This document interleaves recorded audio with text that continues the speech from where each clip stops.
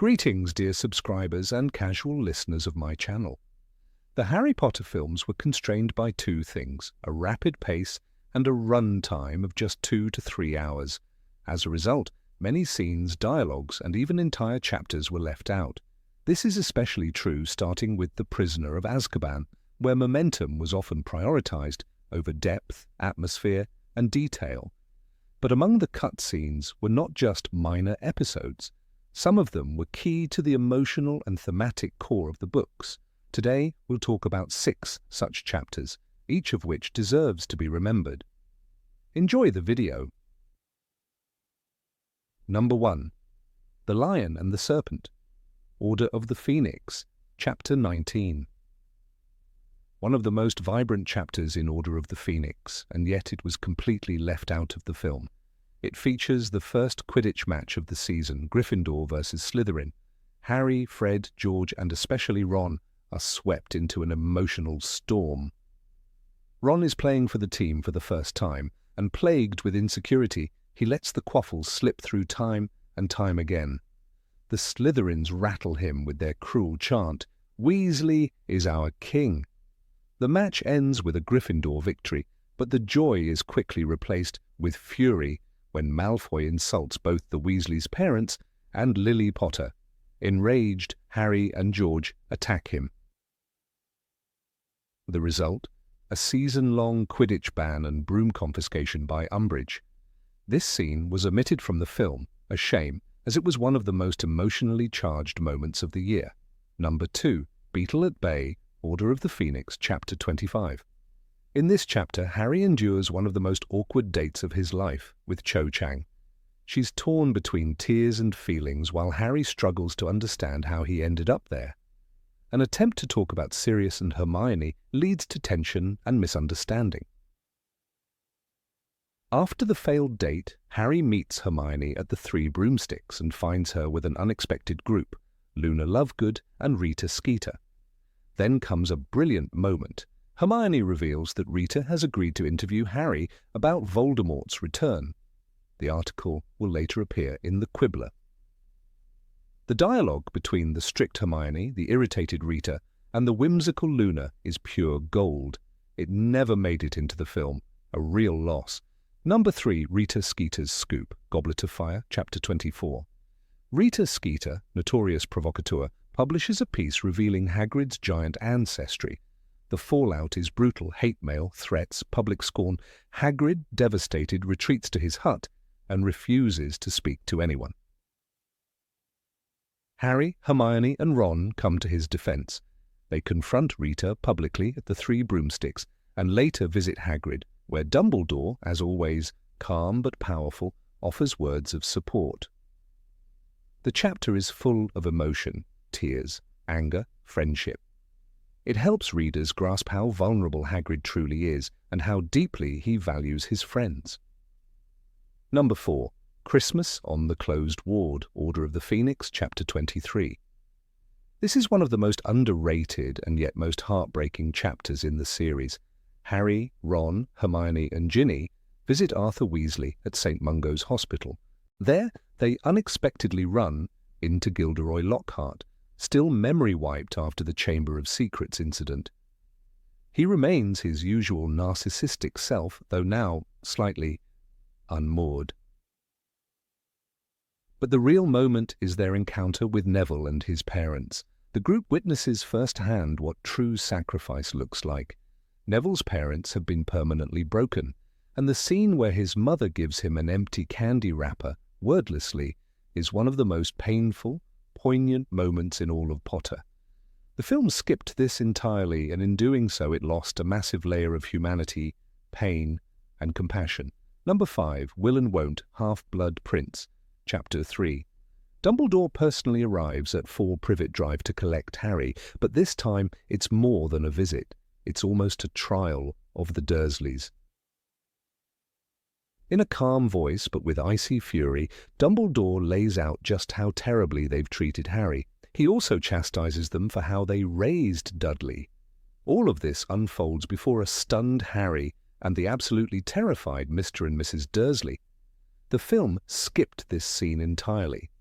Instead, we get Dumbledore's sudden appearance on a random street and a jump straight to Slughorn. But in the book, this moment was the culmination of years of tension between Hogwarts headmaster and the Dursleys, and it deserved to be seen.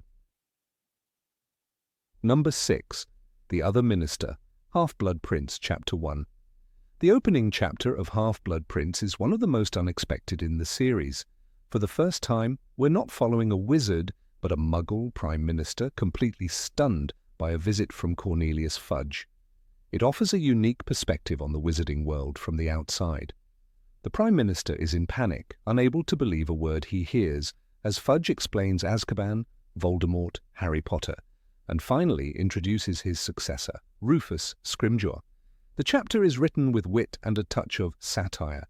For the book, it's a brilliant opening. For the movie, it was dismissed as uncinematic, but it offered a fascinating new lens into the magical world. Number 7. The Dursleys departing. The hallway was quiet when the Dursleys prepared to leave Privet Drive. Vernon still looked suspicious, gripping his suitcase like a shield. Petunia glanced at Harry, something unreadable in her eyes, but it was Dudley who stepped forward. He hesitated, shuffled his feet, then spoke. "I don't think you're a waste of space," he mumbled. Just that. Nothing more. But for Harry, it was enough. Dudley had remembered the Dementor attack. He understood, he changed, and for the first time he reached across the invisible wall that had always separated them. The moment was small, but powerful. In that brief goodbye, the years of silence and coldness cracked. Harry watched them go, not with bitterness, but with something close to peace.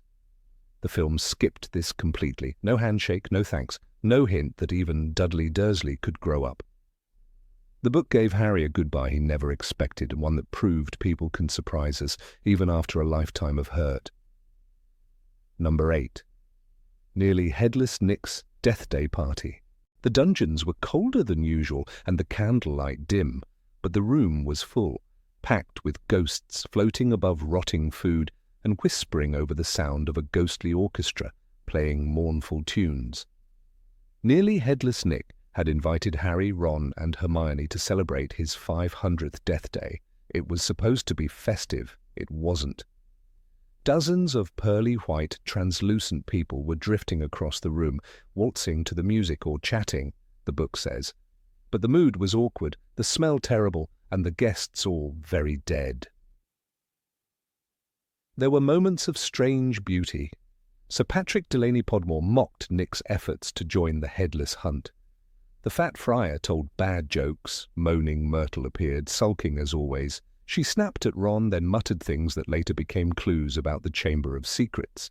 The entire event was bizarre and deeply atmospheric, a moment of ghostly absurdity that blended humour, discomfort, and lore. The film skipped it all. No birthday, no hunt, no glimpse into the haunting social life of the dead at Hogwarts. A missed chance to let the castle breathe with its strange magical history. Number 9. The Battle of the Astronomy Tower. The moment Dumbledore fell, the castle erupted. Members of the Order of the Phoenix clashed with Death Eaters in the corridors, on the staircases, across the stone floors, slick with chaos. Fenrir Greyback attacked Bill Weasley with feral violence, leaving him scarred and bleeding, barely recognizable. Professor McGonagall fired spell after spell. Tonks shielded fallen students. Even tiny Professor Flitwick leapt into the fray, launching jinxes with fierce determination. It wasn't just a fight. It was war inside Hogwarts. None of this made it to the screen. The film moved from Dumbledore's death to quiet mourning, skipping the resistance that followed. Viewers missed the horror, the bravery, the sense that the school itself had turned into a battleground. In the book, it hit like a storm. No one spoke. Harry felt as though he had left the world. But before that silence came fire, magic, screams, and the moment the war truly began. Number 10. Snape's Lesson. Professor Lupin was absent. The class was quiet until the door opened and in walked Severus Snape. "Turn to page 394, he said coldly, his voice slicing through the room like a blade. He had no intention of following Lupin's practical, hands-on approach. Instead, he went straight to a dark topic, werewolves. "You have been woefully underprepared," he sneered. "Lupin has done nothing but pamper you." Harry narrowed his eyes. Something was off. Why were they studying werewolves now, and why was Snape so eager to make Lupin look incompetent? Hermione tried to speak up, but Snape ignored her. When Ron muttered under his breath, Snape gave him detention. The entire room felt tense, cold. No one learned anything that day, and except Harry. He heard the word werewolf and didn't forget it. It planted the first real seed of suspicion.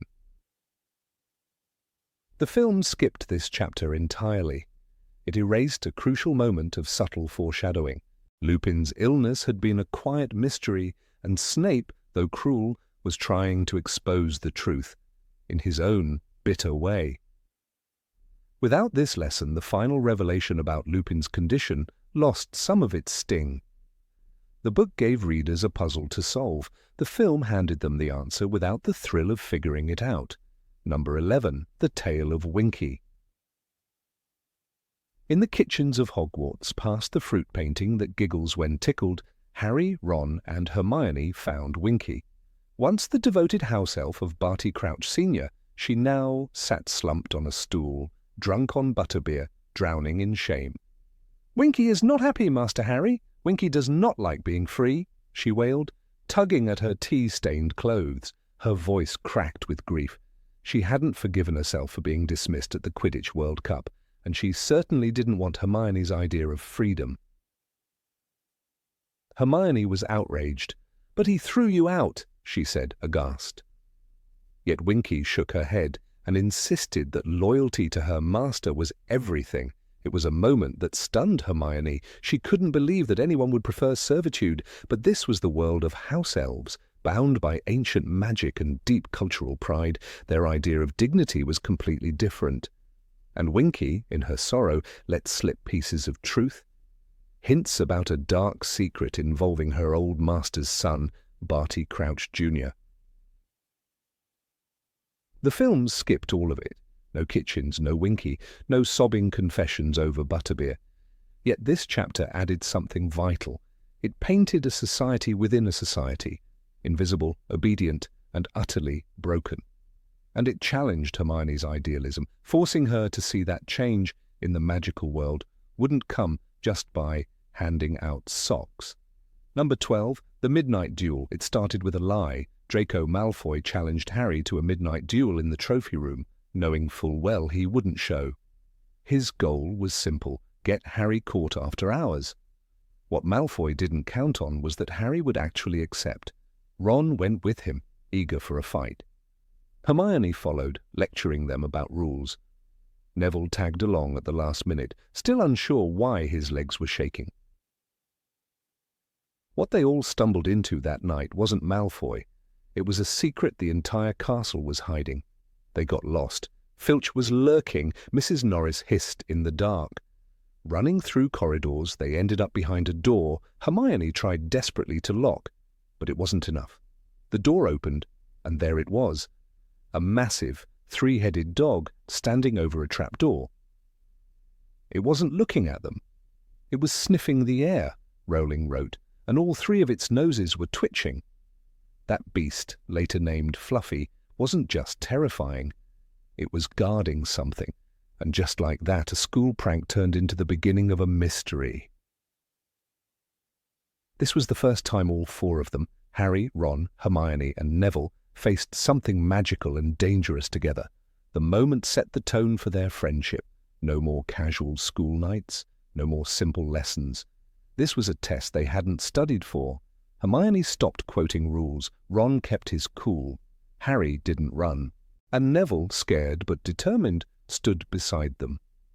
Their bond was forged not in class but in panic and shadows in front of a sleeping monster. The movie skipped it all. No duel trap, no run from Filch, no midnight discovery. The three-headed dog appeared later, as if it had always been known. But in the book, this chapter was the first spark of adventure. It carried the breathless excitement of rule-breaking and the wonder of finding something impossibly magical. It wasn't essential to the plot, but it was essential to the feeling. That night, Harry Potter's world truly began. Number 13, The Last Will of Sirius Black. When Sirius Black died at the end of Order of the Phoenix, he left Harry not just a house, but a legacy wrapped in thorns. Number 12, Grimmauld Place, once the grim headquarters of the Order of the Phoenix, now belonged to a 16-year-old boy, still drowning in grief. But what came with the old house was more than creaky floors and black family heirlooms. Harry also inherited Kreacher, the bitter, muttering house elf who had served Sirius with cold resentment and now looked at Harry with the same loathing in his red-rimmed eyes. Hermione, ever cautious and precise, raised an alarming point. If Kreacher didn't truly belong to Harry, if the transfer of loyalty didn't hold, he could end up in the hands of the Malfoys. After all, Kreacher's bloodline tied him to the Black family, and Bellatrix Lestrange was Sirius's cousin. If he could go to Bellatrix, Hermione said in the book, that's the last thing we want. It wasn't just a question of magical property, it was a security risk. A muttering elf who knew the Order's secrets couldn't be allowed to wander. So Harry tested it. Kreacher, he said slowly, I order you to come here. The elf appeared with a crack, glared up at Harry and bowed stiffly like someone forcing down poison. Master, he hissed. The moment was small, almost quiet, but full of weight. Harry didn't just gain control of the house, he stepped into Sirius's shoes in a way he hadn't expected. This wasn't just about possession, it was about responsibility. Responsibility over a creature who had helped bring about Sirius's death. The films skipped this scene entirely. One moment, the Order was squatting at Grimmauld Place again. Next moment, no questions asked, no uncomfortable dialogue, no test of loyalty, no creature glowering in the shadows. Viewers never saw that Harry didn't just inherit a building, he inherited the burden of trust and the chance to right an old injustice. It was in this moment, not with wands or battles, that Harry began becoming the kind of leader Dumbledore hoped he would be. Number 14, The Slug Club. Horace Slughorn's return to Hogwarts in Harry Potter and the Half-Blood Prince is one of those moments in the books that glows with quiet complexity, yet its deeper shades were left dimmed in the film. While the movie introduces Slughorn and his memory, it glosses over one of the most socially revealing creations in the series, the Slug Club. Chapter 7 of the book unveils this elite student circle, an informal salon of sorts, handpicked by Slughorn himself. It is a place not of merit, but of connections, where lineage, charm, and potential are currency. The films briefly nod to it, but they strip away its texture, leaving behind only a whisper of the class dynamics rolling so carefully stitched into the narrative. In the books, the Slug Club is far more than an eccentric professor's vanity project. It is a manifestation of how privilege works in the magical world. Slughorn's dinner parties, his little gatherings before feasts, his private chats and selective invites are all designed to cultivate power. He collects students like one might collect rare wizarding cards, talented, connected, and promising. It's a portrait of soft influence, where handshakes matter more than spell work. This club is where we begin to understand that even in a world full of magic, success often depends on who you know, and who remembers your name. The book paints these gatherings vividly. In the 7th chapter, Slughorn holds a party after a Hogwarts feast and invites a curious mix, Blaise Zabini, the son of a famously beautiful witch, Marcus Belby, nephew of the inventor of the Wolfsbane potion, Cormac McLaggen, from a family with ministry connections, and Ginny Weasley, not for her name, but because she hexed someone impressively at tryouts. Each of these students isn't there for their grades, but for their perceived future potential or existing status.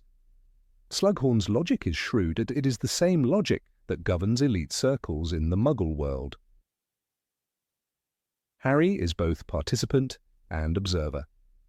Slughorn fawns over him, calling him the Chosen One, and clearly viewing him as a golden ticket. "Harry, my boy," he exclaims with warmth, but it's the warmth of an investor spotting a promising stock. Harry astutely senses this. He feels like he's on display, a prize being courted, and he isn't wrong. Slughorn wants proximity to fame, to future greatness. It's no coincidence that he once taught Lily Evans, whom he remembers with affection and a touch of regret. One of my absolute favourites, bright, vivacious. "You'd have liked her, Harry." He drops her name with reverence, like a former mentor, regretting the star he lost and yearning to claim her son in return. These scenes highlight something Rowling does exceptionally well. She exposes the social mechanics that exist beneath magical politics. At Slughorn's gatherings, it isn't about the purity of blood. He's not a Death Eater, but about prestige. This isn't about ideology, it's about utility. Slughorn is opportunistic but not cruel. He is the kind of man who keeps the best bottle of mead for the guest who might one day become minister. He's not evil, but he's not neutral either. He represents the kind of quiet networking that sustains power in any society. What the films fail to capture is how these scenes thread Harry's internal conflict. He isn't just there for dessert and idle chat. He feels used, pulled into a world where his fame precedes him. In this sense, the Slug Club is not just a dinner party. It's a mirror to the broader wizarding world, one where politics and reputation intermingle. In the book, Harry is aware of the manipulation. He plays along, but he never feels at ease. This discomfort becomes a quiet rebellion in his own character arc. When Hermione attends a Slug Club party later in the book, her experience too reflects this strange courtship of prestige. Slughorn doesn't value her purely for her brilliance, though she is the top student, but because she's close to Harry. He's always triangulating, always calculating potential outcomes. Even Neville is momentarily included, not because of talent, but because of his surname. Slughorn quickly realizes Neville won't bring him any social dividends and begins to avoid him. It's a cruel yet subtle example of how social stratification plays out in even the most unassuming settings. One might remember the moment when Slughorn invites Belby to dinner, only to lose interest once he realizes the boy doesn't have a close relationship with his famous uncle. "Doesn't talk to him much, eh?" Slughorn muses, turning his attention elsewhere. It's a minor beat, but a brutal one. Belby is quickly relegated to the sidelines, his value evaporated in a sentence. This illustrates the transactional nature of the club. Relationships are evaluated not for warmth, but for worth. Contrast this with the way Slughorn recalls past students like Gwenog Jones of the Holyhead Harpies or Barnabas Cuff, editor of the Daily Prophet. Their names drop from his lips like medals on a uniform. He's not just proud of them, he uses them. "All mine," he says with a gleam in his eye, claiming their success as his own. There's a peculiar intimacy in how he recounts their paths, as if he is both mentor and impresario, basking in the reflected glow of their rise. Harry's reluctance to fully engage with the Slug Club becomes crucial later in the book. It's precisely because Slughorn desires his presence so much that Dumbledore is able to use this connection to extract the most important memory about Voldemort. The Slug Club becomes not just a window into magical elitism, but a key plot device. Slughorn's longing for legacy, to be remembered well, to be associated with greatness, is what ultimately makes him vulnerable. He doesn't want to be remembered for the role he played in helping young Tom Riddle learn about Horcruxes. He wants to be remembered as a teacher of heroes, not monsters. Number 15. Room of Requirement Training. In the winding, whispering corridors of Hogwarts, hidden behind a tapestry opposite the statue of Barnabas the Barmy, there lies a door that only appears when one truly needs it. Known as the Room of Requirement, this magical space has the uncanny ability to become exactly what a seeker desires most. In the Order of the Phoenix, Chapter 18 introduces this room as more than just enchanted architecture. It becomes a sanctuary of defiance, unity, and silent rebellion. The film adaptation, constrained by time and structure, skims over its essence, but within the pages of the book, it breathes with warmth, purpose, and transformation. The chapter doesn't just introduce a hidden room, it unveils a beating heart of resistance born from fear and forged through hope. It begins with Hermione's quiet suggestion. While the school groans under the oppressive rule of Dolores Umbridge, students are left helpless against the growing darkness outside the castle walls. Defense against the dark arts is reduced to theoretical readings, stripped of action or application. The trio, Harry, Ron, and Hermione, knows that knowledge without practice is a fragile shield. Hermione, ever perceptive, proposes something unthinkable: teach themselves. And so the seed of Dumbledore's army is sown, not by daring bravado, but from a silent desperation to be ready for what lies ahead. But what could have been a mere study group is transformed by the room of requirement. It is not just a space with four walls, it is alive with intention.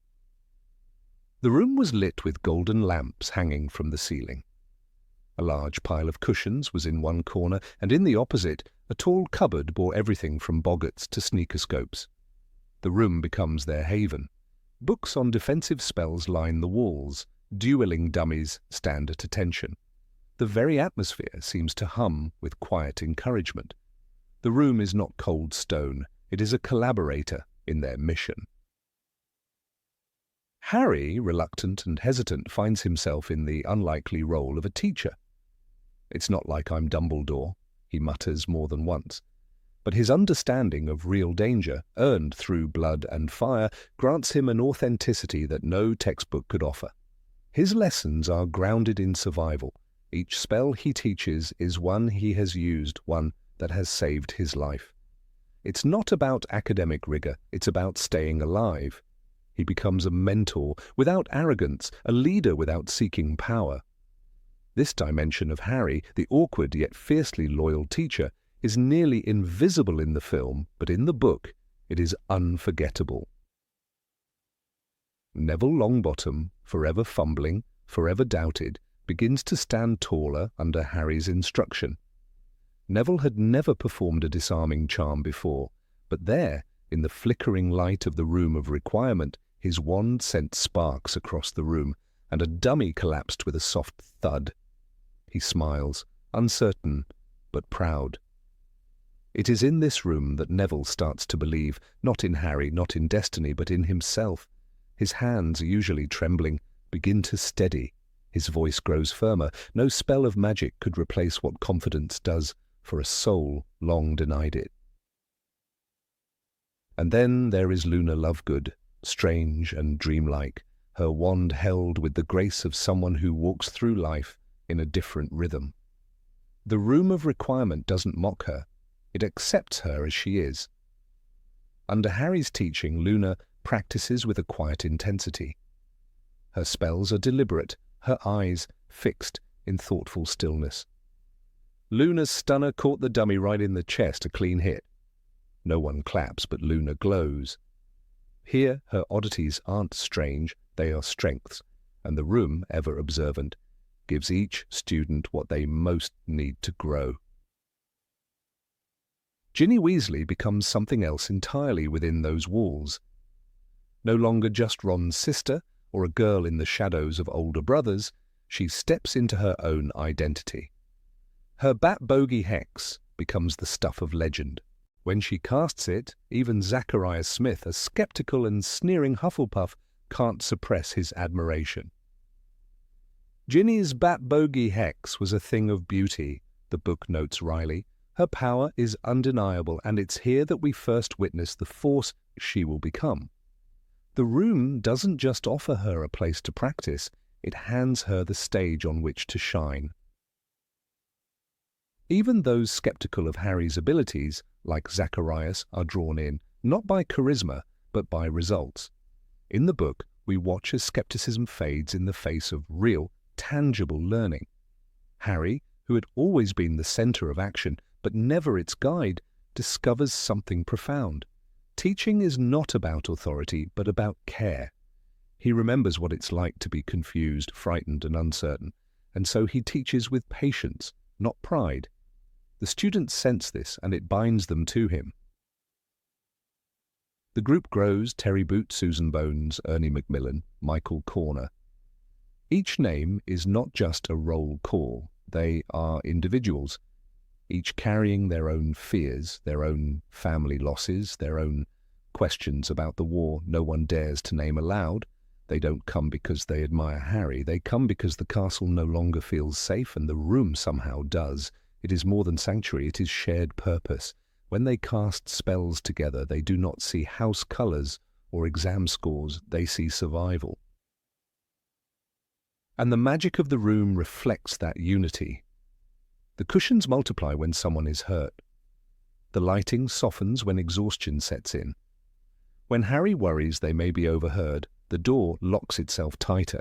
The room listens, the room responds. Its magic is not just physical, it is emotional. In the films we see walls and torches, but in the book we feel warmth, hear laughter, and witness transformation. The film gives us a glimpse, the book gives us a heartbeat. Even more potent than spellwork is the act of naming. When Ginny proposes they call themselves Dumbledore's army, it is more than cleverness, it is an act of rebellion. The name was her idea, the book records. It's the ministry they're really scared of, she says. The name is chosen with laughter, yes, but also with sharp intention. They are no longer passive students. They are declaring sides quietly but defiantly. Dumbledore's army is born not in fire or battle, but in camaraderie and courage. Number 16, Aragog's funeral. The night air clung heavy and humid over the forbidden forest, the treetops trembling slightly as if whispering the news that had not yet reached most of the castle. Aragog was dead. Hagrid's beloved Acromantula, feared by most, loathed by many, had lived a long, unusual life in the shadows of Hogwarts, far away from any place that would have welcomed a creature of his size and nature. Chapter 22 of Harry Potter and the Half-Blood Prince, After the Burial, captured this moment with a strange blend of solemnity, humour, and narrative necessity. Yet when it came time to adapt the story for the screen, this chapter was left behind, unfilmed, uncelebrated, quietly excluded. A moment of loss, comedy, and manipulation, all woven into one, vanished. Hagrid's grief over Aragog was not theatrical. It wasn't staged for sympathy. It was raw, damp, and tangled in emotion, as messy and sprawling as Hagrid himself. In the book, we learn of Aragog's death through a simple note. Aragog died last night, funeral tomorrow. This note, left by Hagrid and read by Harry, is not just a message but an invitation. It's the opening scene in a small but crucial drama that takes place away from the formal corridors of Hogwarts, in the muddy twilight edges of the magical world, where friendships with monsters are not only possible, but revered. Harry, freshly dosed with Felix Felicis, finds himself guided by intuition rather than logic. Instead of chasing down Draco Malfoy or interrogating Professor Slughorn, he wanders to Hagrid's hut. The potion doesn't make him manic or wild, it makes him light, confident, strangely attuned to the world's hidden threads. That's how he ends up at Aragog's burial. He doesn't plan it, he simply moves with an inner certainty that this is where he needs to be. The movies never captured that quiet momentum, that sense of a character finally trusting something greater than himself. The moment becomes a turning point. With Aragog's death, the chapter shifts the tone from melancholy to absurdity with the arrival of Professor Slughorn. The esteemed potions master, known for his talent in collecting influential students, comes bearing not condolences but ulterior motives. He wants acromantula venom, worth a fortune, especially from a fresh corpse. This detail, so grim, so mercenary, never made it to the screen, and yet it is Slughorn's greed, masked by polished charm, that becomes the key to his vulnerability. The forest, a place Slughorn dreads, is the setting for this entire scene. It's the last place he would choose to be. His disdain for dirt, his phobia of dangerous creatures, all of it clashes with Hagrid's world. But with a bottle of oak-matured mead in hand and the promise of rare potion ingredients, he follows Harry to Aragog's funeral. And in doing so, the story pivots.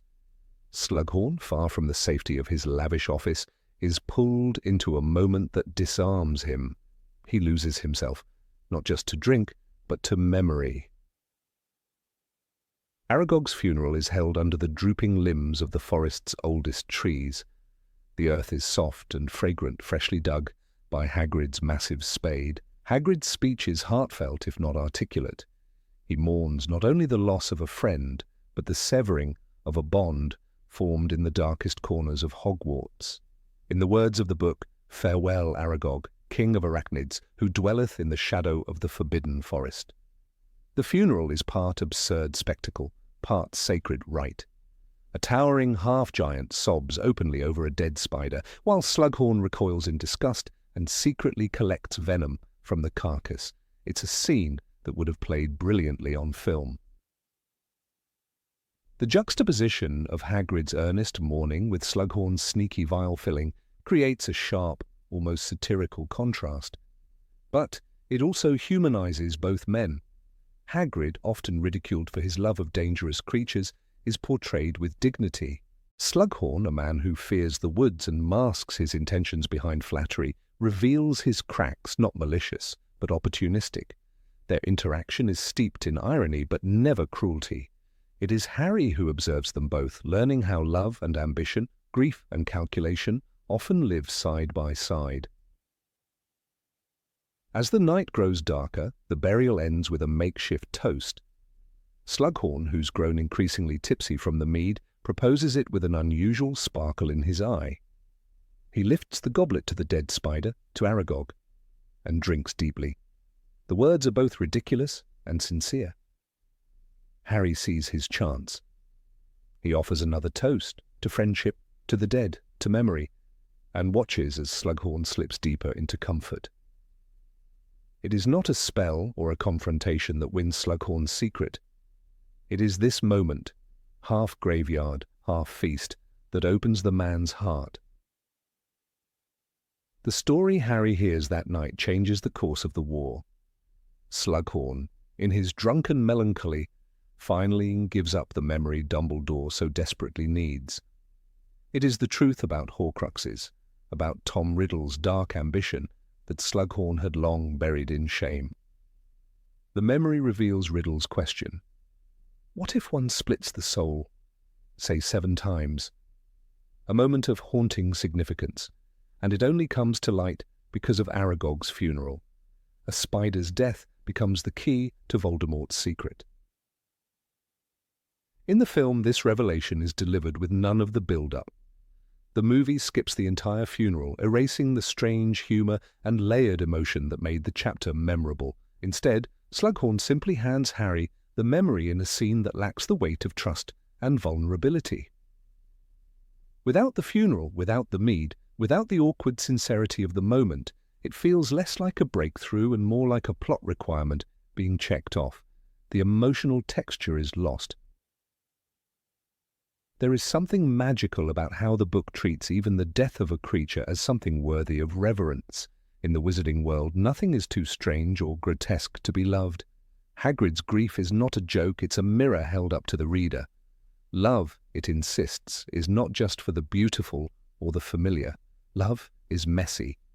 It attaches itself to things with legs like tree trunks and eyes like polished marbles. Aragog, though monstrous, was part of a family. Number 17. Xenophilius Lovegood's Betrayal. In the frosty stillness of winter, 3 figures appeared on the doorstep of a crooked tower, half buried in snow and silence. The Lovegood house, perched like a bird's nest on the edge of a cliff, had always been a place of mystery and oddity. But now it carried a different weight, not one of whimsy, but of despair. Inside, Xenophilius Lovegood waited, his mind twisted not by his usual eccentric thoughts, but by grief and fear. The father of Luna, the bright-eyed Ravenclaw with dreams of Nargles and kindness for all living things, was now a desperate man. When Harry, Ron, and Hermione arrived seeking sanctuary and answers, they stepped not into safety but into the arms of a man crushed under the boots of Voldemort's new world. Xenophilius's house was a shrine to the unconventional, the walls lined with spinning, mobile-like contraptions, humming runes, and art that defied understanding, mirrored the chaos of a mind that saw the world differently. But behind the curtain of eccentricity now hid something more unsettling. "You're being hunted," he whispered, with a cracked voice, and with it came a truth the trio could taste in the air. This wasn't just another house. It was a trap carefully being set, not out of betrayal, but of desperation. "They have Luna," he said. That sentence alone carved a new chapter into the war, not one of sides, but of moral erosion, where good men break under the pressure of keeping their loved ones alive. What made this scene unforgettable in the book was not simply the transmission of information, but the unraveling of character. The films chose to offer a summary of events, a brief encounter, a quickly foiled betrayal, and a blast of magic. But in the novel, Chapter 15 of Deathly Hallows was a haunting descent into a father's torment. Xenophilius's every move was hesitant, guilty, contradictory. He prepared tea with shaking hands, darted glances at the door, and stalled for time with meaningless explanations. The man who once championed the strange and stood proudly apart from the mainstream had been ground down by the sheer brutality of Voldemort's regime. There, in the clattering of cups and the mismatched chairs of his tower-like home, Harry and his friends heard for the first time a full account of the Deathly Hallows. Not a children's tale, not a whisper, but a deliberate revelation. Xenophilius traced the symbol, a vertical line inside a circle bisected by a triangle, and gave it meaning. "The Elder Wand, the Resurrection Stone, the Cloak of Invisibility," he explained, his voice gaining strength as he spoke of law rather than loss. This was the moment the seed of obsession took root in Harry. Until then, Horcruxes had been his sole compass, but now he heard of a way not just to destroy Voldemort, but to master death itself. The symbol had been everywhere, carved into a grave in Godric's Hollow, worn around Luna's neck like a talisman, even scribbled in the margins of ancient books. But its true meaning had been hidden, not just by time, but by the unwillingness of wizards to confront what it represented. For Xenophilius it was more than myth, it was truth. And in his desperate retelling, the Hallows were not a path to power, but a path to Luna. If he could obtain one, if he could trade one for her, perhaps she would return. The film bypassed this transformation entirely. In the movie, the Hallows become a minor curiosity, introduced through a stylized animation and a few quick lines. The scene with Lovegood becomes a brief interlude rather than a pivotal shift. Gone is the moment where Harry's internal compass begins to spin, where his mission subtly diverges from that of Dumbledore's original plan. The complexity of Harry's choice, Horcruxes or Hallows, is flattened, his obsession removed, his doubts hidden, but the book lingers. It shows how knowledge once gained cannot be forgotten, and how even truth can be dangerous in the wrong hands.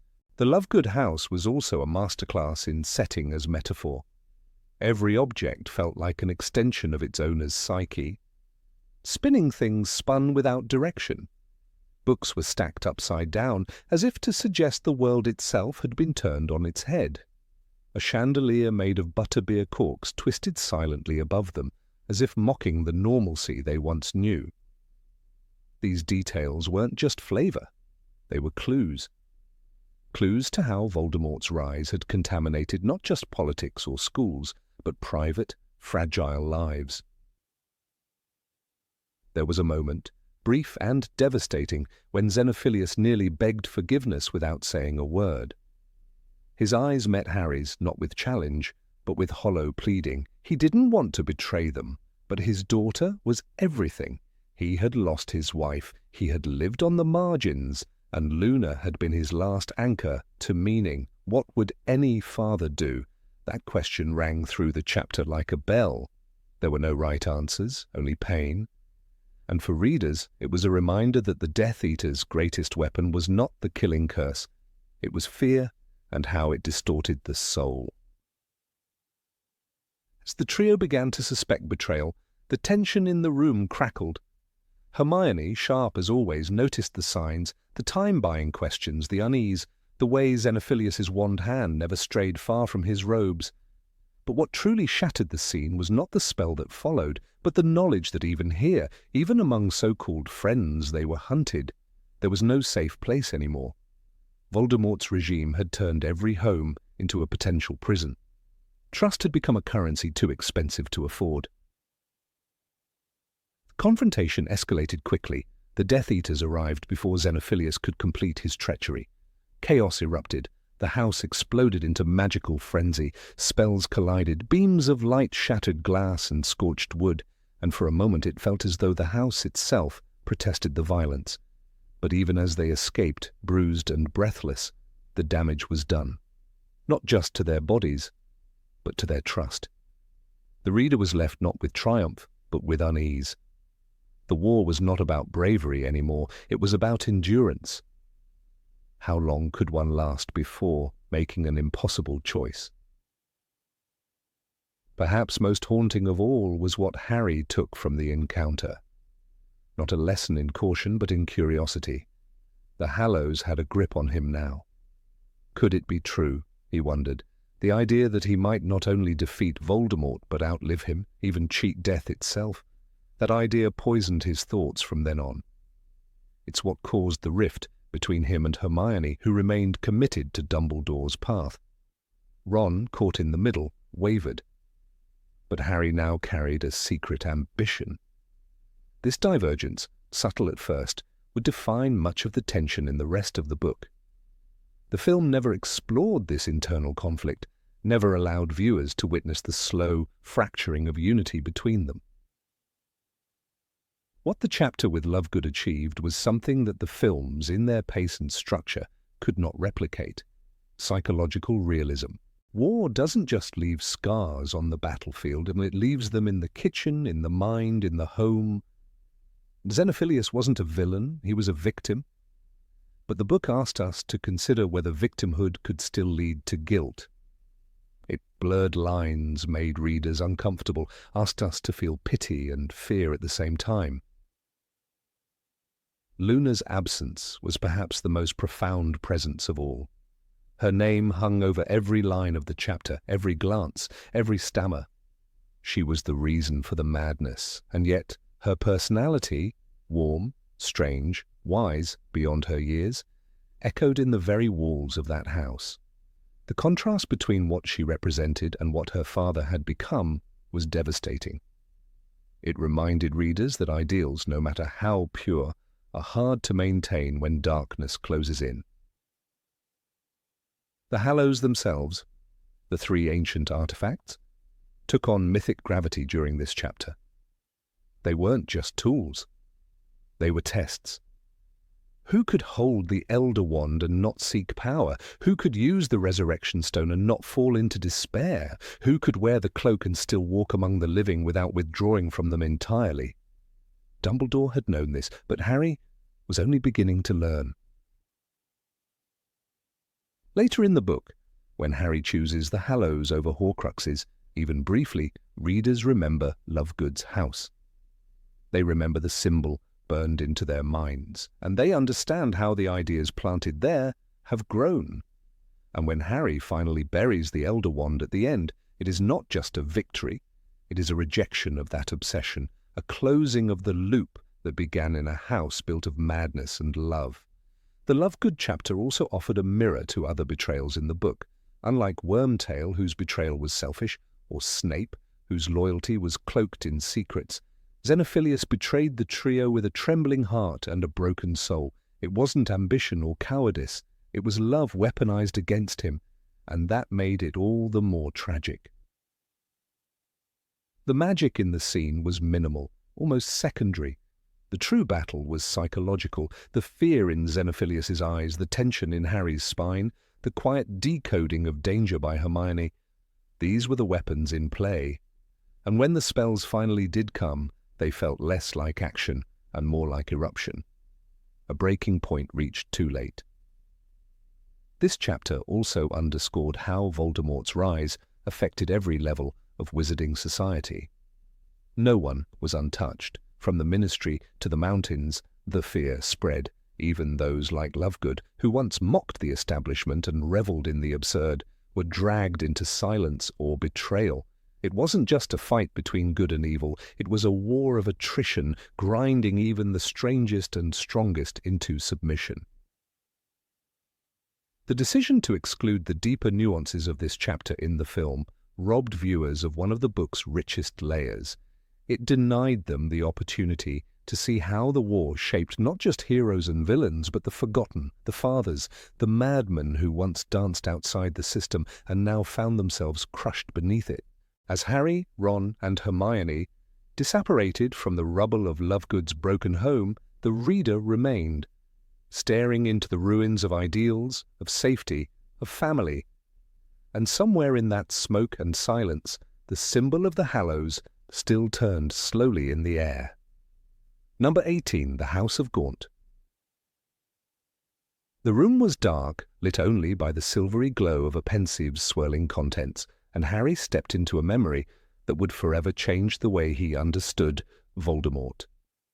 Chapter 10 of Harry Potter and the Half-Blood Prince, a chapter left untouched by the films, revealed something far more disturbing than any dark spell. It revealed a family tree rooted in rot. The Gaunts, last of Salazar Slytherin's bloodline, were not regal descendants in some ancient manor, but a deranged, violent trio living in filth and decay. The films, opting for brief mentions and a sweeping sense of Voldemort's orphan origins, completely bypassed this essential chapter of his creation. But in the book, through the memory of a ministry official named Bob Ogden, Rowling pulls back the veil on a house where hatred fermented for generations. The house itself was barely a structure, described as a hovel so filthy and neglected that it seemed it might collapse if someone so much as raised their voice. Inside lived Marvolo Gaunt, the patriarch, a man obsessed with blood purity and drunk on his own faded glory. His ring, a black stone set in a gold band, later revealed to be a deathly hallow, was his prized possession, but not for its power. No, for Marvolo it was simply the proof of his descent from Slytherin himself. He clung to it like a relic, more than he ever clung to his children. His language was rough, laced with bigotry and disdain. He snarled at Ogden's arrival. Barking in Parseltongue when he was too enraged to speak English, Rowling writes, he seemed to consider himself so far above the law that he could barely understand why Ogden had entered his shack. What makes this chapter so powerful is how clearly it roots Voldemort's darkness in generations of psychological violence. Marvolo's son, Morphin, had inherited his father's venomous pride and violent instability. Convicted for hexing a muggle, the very muggle who would soon father Voldemort, Morphin grinned through his interrogation like a lunatic. He lived in the shadows of his bloodline's past, spending his days fingering a snake and muttering to himself in Parseltongue. His idea of glory was jinxing innocent men from the bushes. Ogden's attempt to arrest him is met with a vicious attack. And Morphin later confesses to having assaulted Tom Riddle Sr. simply for daring to walk past their property. He was proud of it, Ogden reported, thought he'd taught the muggle a lesson. But it was the girl in the house, silent, withdrawn, and trembling, that left the most haunting impression. Merope Gaunt, described as having a plain, pale face and dull eyes, she barely spoke. She was so clearly terrorized by her father and brother that her very presence in the room felt like an afterthought. When her wand was taken by Marvolo in a fit of rage, Ogden noticed how she flinched. Not once did she defend herself. Her life had been reduced to silence. Dumbledore later remarks, I think Merope was so broken, so cowed by years of abuse, that she had no confidence left in her own magic. For a daughter of Salazar Slytherin's line to be so diminished, so spiritually crushed, is not a detail the films could afford to omit. And yet they did. When Marvolo and Morphin were arrested, Merope was left alone for the first time in her life. It was in their absence that she found courage, perhaps the first taste of freedom she'd ever known, and in that silence she looked across the fields of Little Hangleton and saw Tom Riddle, the handsome muggle. No reader can ignore the eerie parallel. Just as Voldemort would later try to create love and loyalty through fear, control, and enchantment, his mother did so with a love potion. Merope ensnared Tom Riddle Sr., likely dosing him day after day, and soon she was pregnant. Dumbledore, ever cautious, tells Harry, "I think she stopped giving him the potion. Perhaps she thought he had truly fallen in love with her. Perhaps she believed carrying his child would be enough." But the truth was colder. As soon as the potion wore off, Tom Riddle Sr. fled. He abandoned her as though waking from a dream. What followed was one of the most pitiful scenes in the entire series. Merope, destitute and heartbroken, wandered the streets of London. She sold the last family heirloom, the Slytherin locket, for a pittance at Borgin and Burke's, just to survive. She had nothing left, no family, no love, and soon no life. She gave birth to Tom Marvolo Riddle in a Muggle orphanage and died shortly after. Rowling writes it plainly. She had not even the strength to name him. A descendant of Salazar Slytherin died in anonymity, and the child she left behind would grow into the most feared wizard of all time. The omission of this chapter in the films robs Voldemort of his human backstory. The cinematic version of the Dark Lord appears as a monster born of shadows, a creature with no past except the whisper of an orphanage. But the book gives us roots, dirty, tangled and soaked in generational trauma. There is no tragic nobility in Voldemort's lineage, only madness and obsession. We understand then why love was so foreign to him. He was not just born of a loveless union, he was conceived through magical coercion and born into abandonment. The story of the Gaunts is not just a side plot, it is the origin of evil. More than once, Dumbledore insists that understanding Voldemort's past is the key to defeating him. It is essential, he tells Harry. You must learn everything you can about Tom Riddle. Yet the films offer only glimpses, a boy in an orphanage, a few dark conversations, a cupboard of stolen trinkets. Gone is the reek of that shack. Gone is Marvolo's ring glinting with poisonous pride. Gone is Merope, coughing and desperate on the steps of an orphanage, clutching her belly and whispering the name of the man who ran away. There is power in understanding. When Harry watches Ogden's memory, he does not yet understand how all the pieces connect, but the reader does. We see how trauma echoes. Marvolo's obsession with blood purity poisons every branch of the family tree. Morphin's unhinged violence sets a precedent. Merope's silence and desperation create a vacuum where dark magic brews.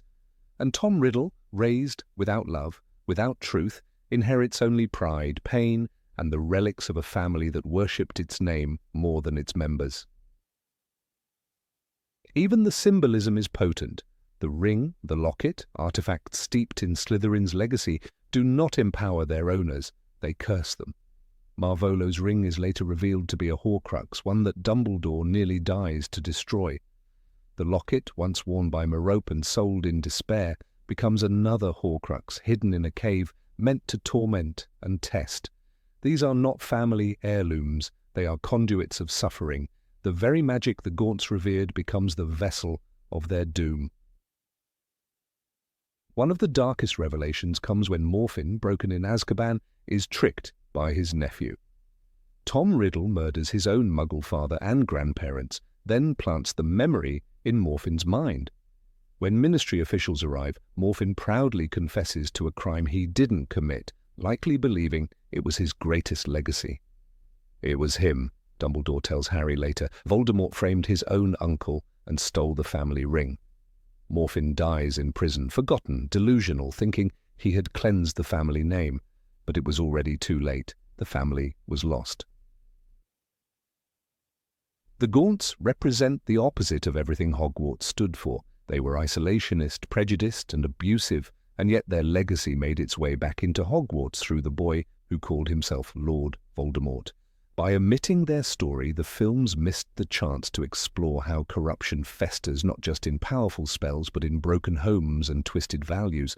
Voldemort did not spring fully formed from the orphanage. He was shaped, twisted, born from fear and raised on cruelty. When Harry visits the ruins of the Gaunt shack in the final book, it's just a footnote, but for those who remember Chapter 10 of Half-Blood Prince, that ruin holds ghosts. It is where evil began, not with a spell, not with a name, but with a family who chose hate over healing. The Gaunts were not just relics of a past age, they were the blueprint for Voldemort's heart. And in forgetting them, the films lost a piece of that blueprint. Rowling does not forgive the Gaunts, but she does reveal them. That's the power of this chapter. It asks the reader to look at the source, to trace the path backwards from a monster to a moment. It reminds us that evil is not always born with a wand in hand. Sometimes it is born in a shack, to a girl with broken magic and a heart full of unspoken hope. And when that hope dies, something far more dangerous may take its place. The memory of Bob Ogden is not just a visit to the past. It is a cautionary tale. It shows how the arrogance of bloodlines, the misuse of magic, and the silence of suffering create more than just scars. They create monsters. Voldemort may have renamed himself, may have crafted a new identity, but his roots are still buried in that rotting floor. Understanding that is not a side quest in the book. It is essential. No other scene in the books captures the inheritance of evil quite like this one. We see how the cruelty of a father trickles into his son, how the silence of a sister echoes through her child, how a name like Gaunt can hang like a curse. And all of it entirely erased from the films, not mentioned, not even mourned, just gone. But in the pages of Half-Blood Prince, it still lives. In the sputtering fire of Marvolo's rage, in the glint of Morphin's mad eyes, in the quiet of Merop's heartbreak, and in the eyes of a boy born from it all, eyes that would one day glow red with a hatred passed down like a terrible heirloom. Number 19, Petunia's almost apology. She stood at the threshold of number 4, Privet Drive, the door wide open, suitcase in hand, waiting for Vernon and Dudley to finish gathering the last of their things. The world was ending, or at least Petunia Dursley's world. Lord Voldemort had returned. The magical war she had spent her entire life pretending didn't exist was now knocking on her door, and in the hallway just beyond the foyer stood the boy she had raised, if one could call it. That, her nephew, Harry Potter. 17 now, taller, quieter, wearier. He wasn't hers, never had been. But she had watched him grow up in her house, sleeping in the cupboard under the stairs, then behind a locked door, always kept at a polite, icy distance. Yet at that moment, everything inside her wavered. Petunia had practiced the words in her head countless times, always in silence, never aloud. "You're not the only one who lost a sister?" It was the truth, a painful, buried truth, one she had never dared speak, not even to Vernon. Lily had been her sister, her baby sister, the clever one, the beautiful one, the magical one, the one who left her behind. When Lily received her letter from Hogwarts, Petunia's world had changed, not because she was proud, but because she was excluded. She had written to Dumbledore herself, begging for a place. She had not told Harry that, nor had she told Vernon. The rejection had stung like ice water, solidifying into something colder. Resentment. That resentment became her shield. Over the years, she polished it like silver, making it gleam until even she believed it was truth. She called Lily a freak. She told herself it was the magic she hated. But it wasn't. It was the distance, the growing chasm between sisters, once inseparable. She remembered chasing frogs in the garden, giggling under the apple tree. And then one day, Lily had wings, and Petunia had only roots. The scene she had imagined so many times, the apology, the softening, the moment of shared grief, had been cut even before it reached the pages of the book. Rowling once said, quietly but clearly, that Petunia almost said it. In an interview, she explained that Petunia had a line. "You didn't just lose a mother, Harry, I lost a sister." But the words were never spoken, neither in the book nor on the screen. They existed only in the margins of an early draft on a page that never made it past the editorial desk. But if they had, the story might have taken on a new hue, a momentary shimmer of grief from the woman we believed incapable of tenderness. For 7 years, Petunia Dursley had been the gatekeeper of a lie. She pretended not to care, but she watched. She watched Harry's scar and the owl that came each birthday. She watched the letters flood in through the fireplace. She watched Hagrid break down her door, and she remembered Lily. Every year when the boy boarded the Hogwarts Express, she felt the phantom echo of her sister stepping onto a similar train decades before. The same excitement, the same fear, the same departure, except this time Lily never came back. Dudley was easier, a blank slate, a boy she could fill with sweets and entitlement. But Harry was her daily reminder of what she could never be, not magical, not chosen, not even brave. She loathed the boy, but mostly because he looked so much like James, and yet, every so often, in the corner of his eyes, Lily returned. The green eyes, the same fierce light. She saw it when he stood up to Vernon. She saw it when he protected Dudley, even when he shouldn't have, and it burned like shame. And so she hardened. The cupboard under the stairs was not just punishment, it was control. It was her way of keeping magic boxed in, tucked away, a secret, just as she had always wanted. But even locked doors couldn't stop what was inside him. He grew, he changed, he glowed somehow with the same maddening charm Lily had once possessed. And Petunia hated him for it, because she couldn't hate Lily. Not fully, not truthfully. The deleted scene, had it been filmed, would have taken place in the entryway, just as they were leaving. The Dursleys were being evacuated under the protection of the Order. Daedalus Diggle and Hestia Jones were waiting outside. The air was heavy with unsaid things. Vernon had blustered. Dudley had stunned us all with his shy farewell. And Petunia almost looked back. Rowling had imagined her pausing, her lips trembling, a war of emotions raging behind her prim facade. But nothing came, no hug, no tears, just silence. And then she left. But imagine if she hadn't. Imagine if the scene had unfolded just as Rowling drafted it. Imagine Petunia turning, her voice quiet, breaking. "You didn't just lose your mother, Harry, I lost my sister." It would have been one of the most powerful lines in the entire series, a line that didn't justify her cruelty but explained it, a line that cracked open a woman buried under decades of denial. We saw glimpses of that humanity only once, when Harry first arrived on the doorstep, wrapped in a blanket, with a letter explaining everything. Petunia had taken him in, not out of love but obligation. Not because she wanted to, but because Lily had written, and Dumbledore had insisted. "Remember my last Petunia." That sentence haunted her. It was a command, but also a plea, a call to... Remember the bond that once existed. She had never burned that letter. And then there was the moment in Order of the Phoenix, when a howler arrived, addressed to Petunia. "Remember my last Petunia." She went white. She said nothing. But the fear, the recognition in her eyes, spoke volumes. This was a woman who had seen the dark mark.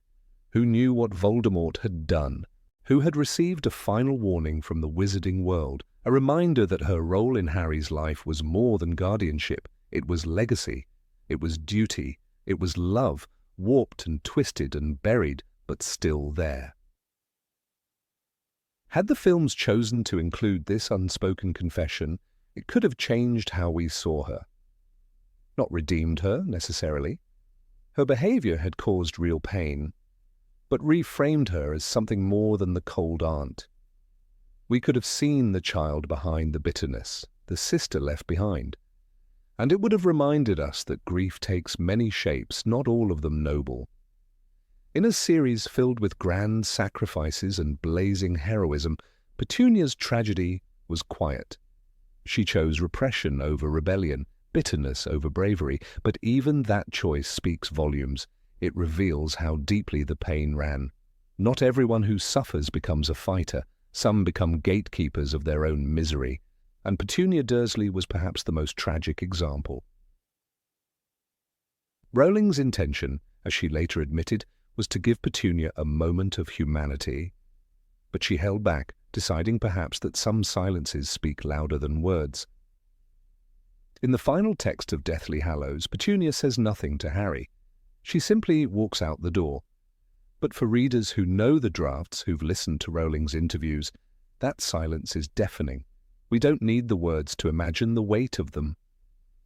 They hang there, unspoken, in the air between them. Harry, too, must have felt it.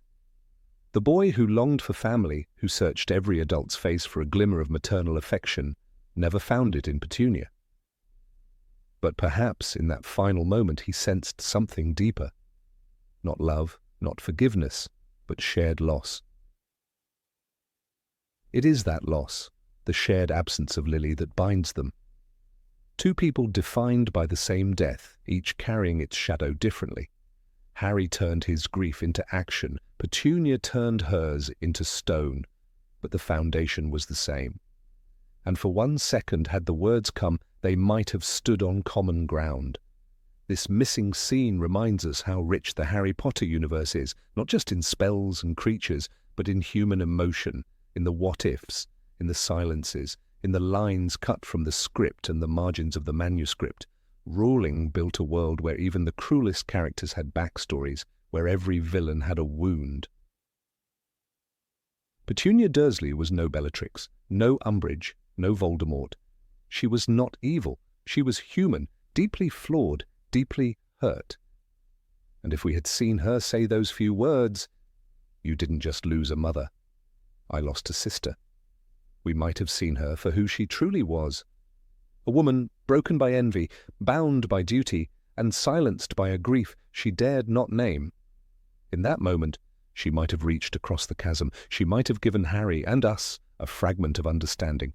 But the scene was cut, the line left unsaid, and so we are left to imagine it, to build it in our minds from fragments and interviews, from half-remembered drafts and fan forums. But perhaps that is the magic of stories. Sometimes the scenes not written are the ones we feel most deeply. Sometimes the apologies never spoken echo the loudest. And in the hush of that closing door, we hear them still. Number 20, I Saw Myself. Chapter 21. Of The Prisoner of Azkaban, titled Hermione's Secret, contains a stretch of narrative that quietly reshapes the soul of the story. It is a passage rarely spoken of outside the realm of devoted readers, and yet it holds the emotional key to Harry's transformation. In the film adaptation, this crucial section is distilled to mere minutes. The elegance, tension, and self-revelation embedded in the original pages are stripped down, resulting in a rushed flight and a vague shimmer of light by the lake. But in the book, Rowling gives the reader not a sprint, but a slow-burning epiphany, carried on the wings of two fugitives and watched by two unseen shadows of themselves. The moment Harry and Hermione exit the hospital wing under Dumbledore's whispered instruction, the world changes. They are no longer participants but observers, ghosts retracing the day's events with a fragile sense of urgency and danger. The air in the castle is thick with possibility and dread. Hermione's clenched jaw and hurried steps betray her fear, not just of being caught, but of breaking something fundamental, tearing the fabric of time itself. She knows the laws of time travel better than Harry ever could. Her voice trembles as she counts the minutes, watching for their past selves, and any sign of deviation, the movie brushes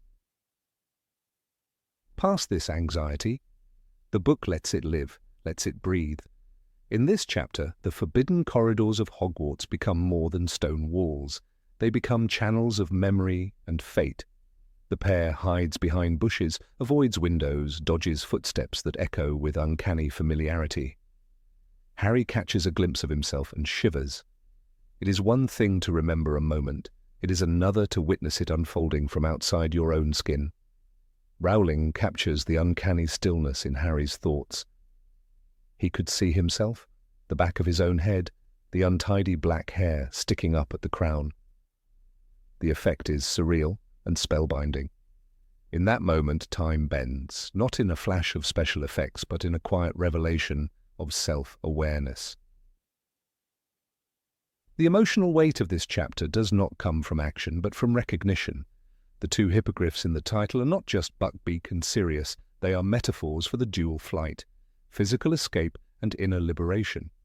While the movie places emphasis on freeing Buckbeak and flying to the tower, the book meditates on the act of watching one's choices, one's past and present, converging in eerie harmony. It's not just suspenseful, it's philosophical. Hermione's secret is not only the time-turner, it is the burden of knowing too much and trusting too little. As they reach Hagrid's hut, the silence is palpable. They are close enough to hear Fudge's pompous declarations, Dumbledore's measured deflections, and Hagrid's sobs of frustration. The scene is lit not by moonlight, but by tension and pity. The executioner McNair swings the axe into a pumpkin. The film lets the blade fall unseen, but in the book, the sound is a sonic deception. Hermione gasps and Harry feels his pulse racing. They succeeded. The moment is stolen, not by spectacle, but by suggestion. Rowling doesn't need to show the act to make it felt. The true turning point comes not during the flight, but near the lake as the Dementors descend upon the Harry of the past. The image is vivid, Harry and Sirius crumpled on the shore, Hermione screaming, the frozen breath of death swirling through the trees. From the shadows, Harry watches, confused. He believes his father will arrive, wand raised, to drive away the Dementors. His hope is innocent and heartbreaking. He sees the Patronus burst forth, a stag of silver light, but no one comes, and yet there it is, the Patronus, the stag, prongs. I knew it was me, Harry later reflects. I saw myself conjuring the Patronus before I knew I could do it. This is where the magic happens. Not the kind that flicks from wands, but the alchemy of self-realization. The film offers a quick twist. Harry saved himself. But the book lets him arrive at this knowledge slowly, painfully, through denial, wonder, and finally, acceptance. As he steps forward, trembling, he lifts his wand and finds strength where there should be none. "Expecto Patronum," he cries. And the stag erupts again, not because he believed someone else would save him, but because he realized that someone could be himself. The moment is not triumphant in a cinematic sense.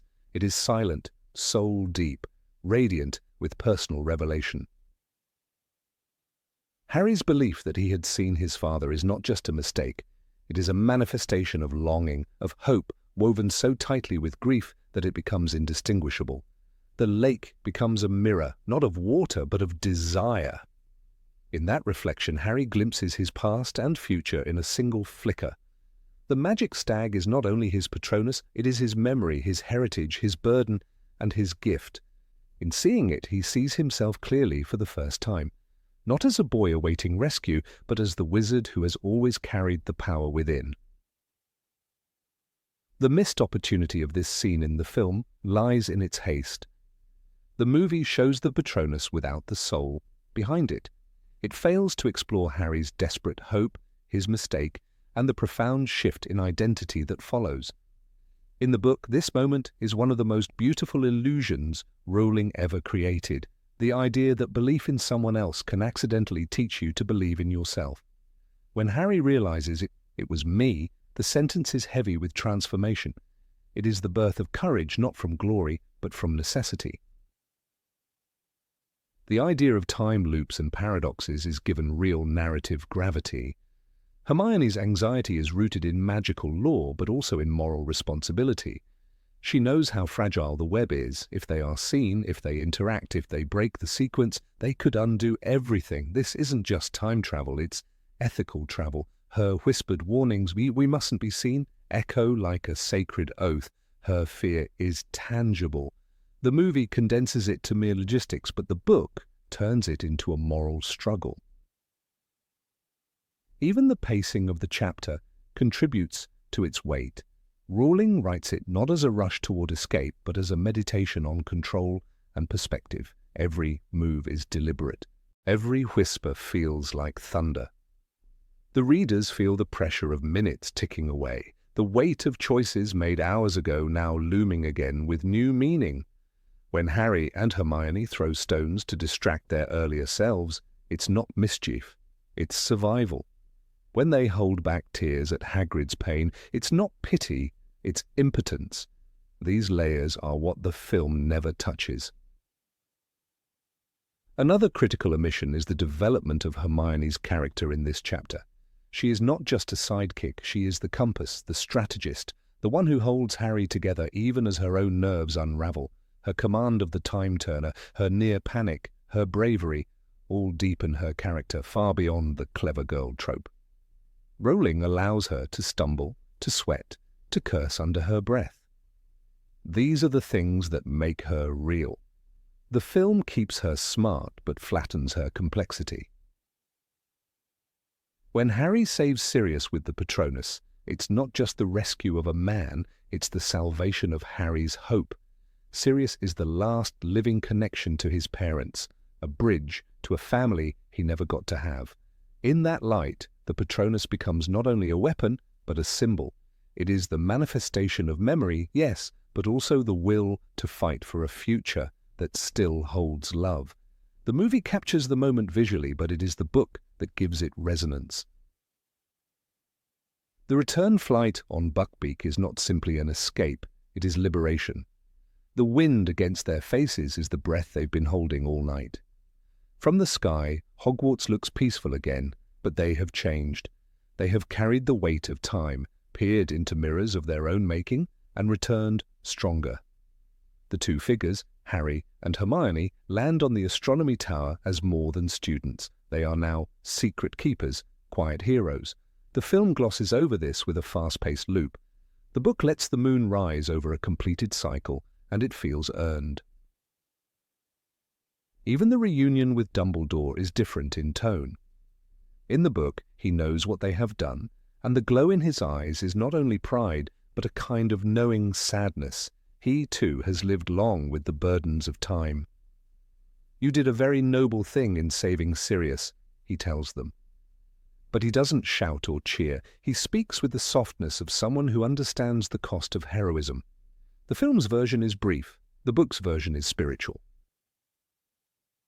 Harry's reflection after the events, as he lies in the hospital wing, is rarely quoted, but it is among the most introspective in the series. He realizes that his father is gone, truly gone, and that no magic can bring him back. But he also realizes that something of James lives on, not in the mirror, not in memories, but in Harry's own choices. "I knew I could do it this time," he thinks, "because I'd already done it." This paradox of courage, earned through future memory, is more powerful than any spell. This chapter, more than any other in The Prisoner of Azkaban, shows that the real magic is not in the wand but in the will, not in the charm but in the character. The journey back in time is a device, but it becomes a rite of passage. It lets Harry confront fear, not by running from it, but by standing beside it. The stag gleaming by the lake is not just protection, it is prophecy fulfilled. Readers often return to this chapter not for the thrill of the chase, but for the revelation that sometimes the savior we wait for is the person we already are.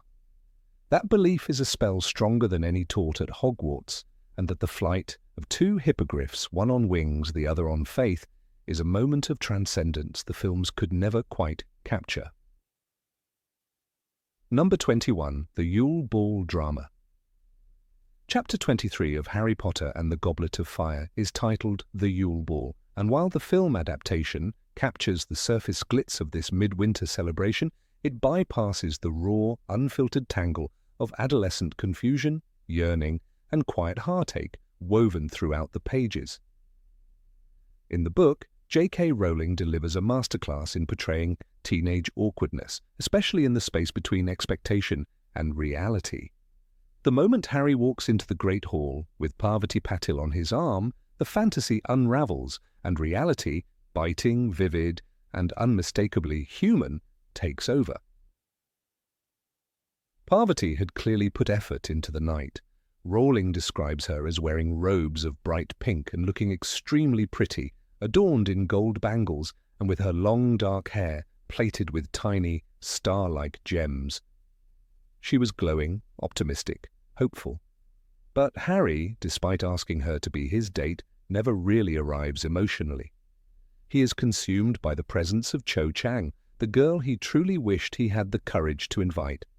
Every glance, every shuffle, every moment on the dance floor is coloured by this absence of Cho by his side and of his ability to focus on the girl who actually said yes.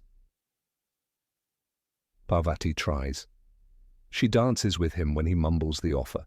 She smiles. She engages. She doesn't ask for too much, only the bare minimum of attention and acknowledgement. But Harry fails to give her even that. She was looking sulky and resentful. The book tells us after Harry barely says a word and cranes his neck constantly to catch glimpses of Cho, who is dancing nearby with Cedric Diggory. The warmth in Parvati's demeanour fades, replaced with quiet embarrassment. The book doesn't linger on it, but the effect is piercing. She is not angry, she is hurt, forgotten, decorative. Ron, meanwhile, is worse off. He arrives with Padma Patil, Parvati's twin, and manages to show even less grace than Harry. Where Harry fumbles, Ron shuts down.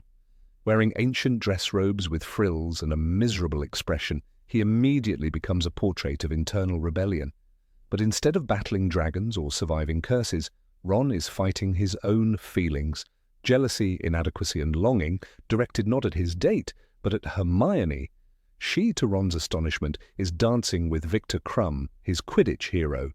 The sight sends Ron spiralling into passive-aggressive sulking. Padma, like her sister, is described as elegant and attentive, dressed in turquoise robes, prepared to have a good time. But Ron doesn't even pretend. He sits stiffly glaring at Hermione, refusing to dance or talk, even when Padma tries to initiate conversation. The table becomes a place of strained silence. There is no festivity here, no youthful flirtation, just missed connections, unspoken accusations, and an overwhelming fog of teenage emotion. The kind that clogs the throat, keeps one rooted to a chair, and replaces action with internal brooding. At that table, with Harry and Ron emotionally absent, and Parvati and Padma increasingly alienated, the ball becomes a different story entirely from what the films portray. On screen, it's a dreamy interlude, slow dancing, romantic snow, and soft lighting. But the book insists on truth over beauty. This is adolescence, Rowling seems to say. It is awkward, selfish, tangled. It is not about perfect dances and romantic slow songs. It's about watching the person you like be with someone else and having no idea how to express how you feel. Harry eventually loses Parvati completely. She grows tired of being a prop in his night of wallowing. "I'm going to dance with someone else," she tells him flatly, vanishing into the crowd of Beauxbaton boys. It's a moment of silent triumph for her. Refusing to sit and absorb the emotional debris, Harry continues to scatter. She does not confront him nor create a scene. She simply takes herself out of the situation. It's one of the most quietly powerful acts in the chapter. Ron, by contrast, chooses confrontation. He attacks Hermione verbally when she returns to the table. "You're fraternizing with the enemy," he spits, clearly referencing Crumb. But it's not about international alliances. It's about Hermione not choosing him, and about Ron not knowing how to cope with that. He doesn't say what he means because he doesn't know how to. Hermione, however, understands. Her reply is thunder. "Next time, ask me before someone else does," she snaps, eyes bright with unshed tears. And not as a last resort. The book allows Hermione this eruption. She is not reduced to a quiet supporting role. She is not the emotional caretaker for the boy's feelings. She is angry, and justifiably so. She gave Ron the chance, and he missed it. She made herself visible, and he looked away until someone else looked at her differently. The Yule Ball becomes in this way a pivotal moment for Hermione, when her maturity and strength break through the boy's fog of denial. The evening is not a fairy tale, it's a crossroads. Parvati and Padma will likely never agree to accompany Harry and Ron again. The thin thread of civility is broken. What might have been an opportunity for new friendships or even romance becomes a study in missed opportunities. The girls are not bitter, they are disappointed. And disappointment is far more potent in storytelling than anger. It lingers. Meanwhile, Harry's obsession with Cho intensifies in silence. Cedric, ever graceful and smiling, dances confidently, while Harry watches with the desperation of someone who doesn't know how to exist in the same room as his feelings. Parvati's decision to leave him behind acts as a mirror. She will not sit around and wait to be chosen second. And yet, Harry barely registers it. He is too consumed by a fantasy he couldn't summon the courage to pursue.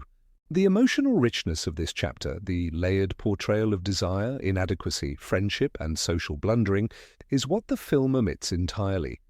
Instead, the scene is reduced to a musical montage, some twirling, some laughing, and a snippet of romantic tension between Hermione and Ron. Gone are the real feelings.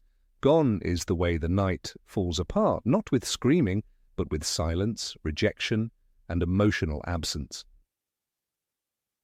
This isn't a story of a magical evening. It's a story of adolescence, raw and unvarnished. The Great Hall might be transformed into a winter wonderland with floating fairies and shimmering snow, but inside the hearts of our teenage heroes, the snow is slush. The night is cold, the magic is fleeting, and the most powerful spells, attraction, jealousy, hope, are the ones they cannot cast properly. Ron's treatment of Padma is especially telling. He doesn't merely ignore her, he resents the entire situation. His discomfort is not with her personally, but with what she represents, the reality that Hermione is with someone else. He cannot rise above it, and in doing so, he fails both Padma and himself. When she eventually leaves him behind, she does so with dignity. Rowling does not describe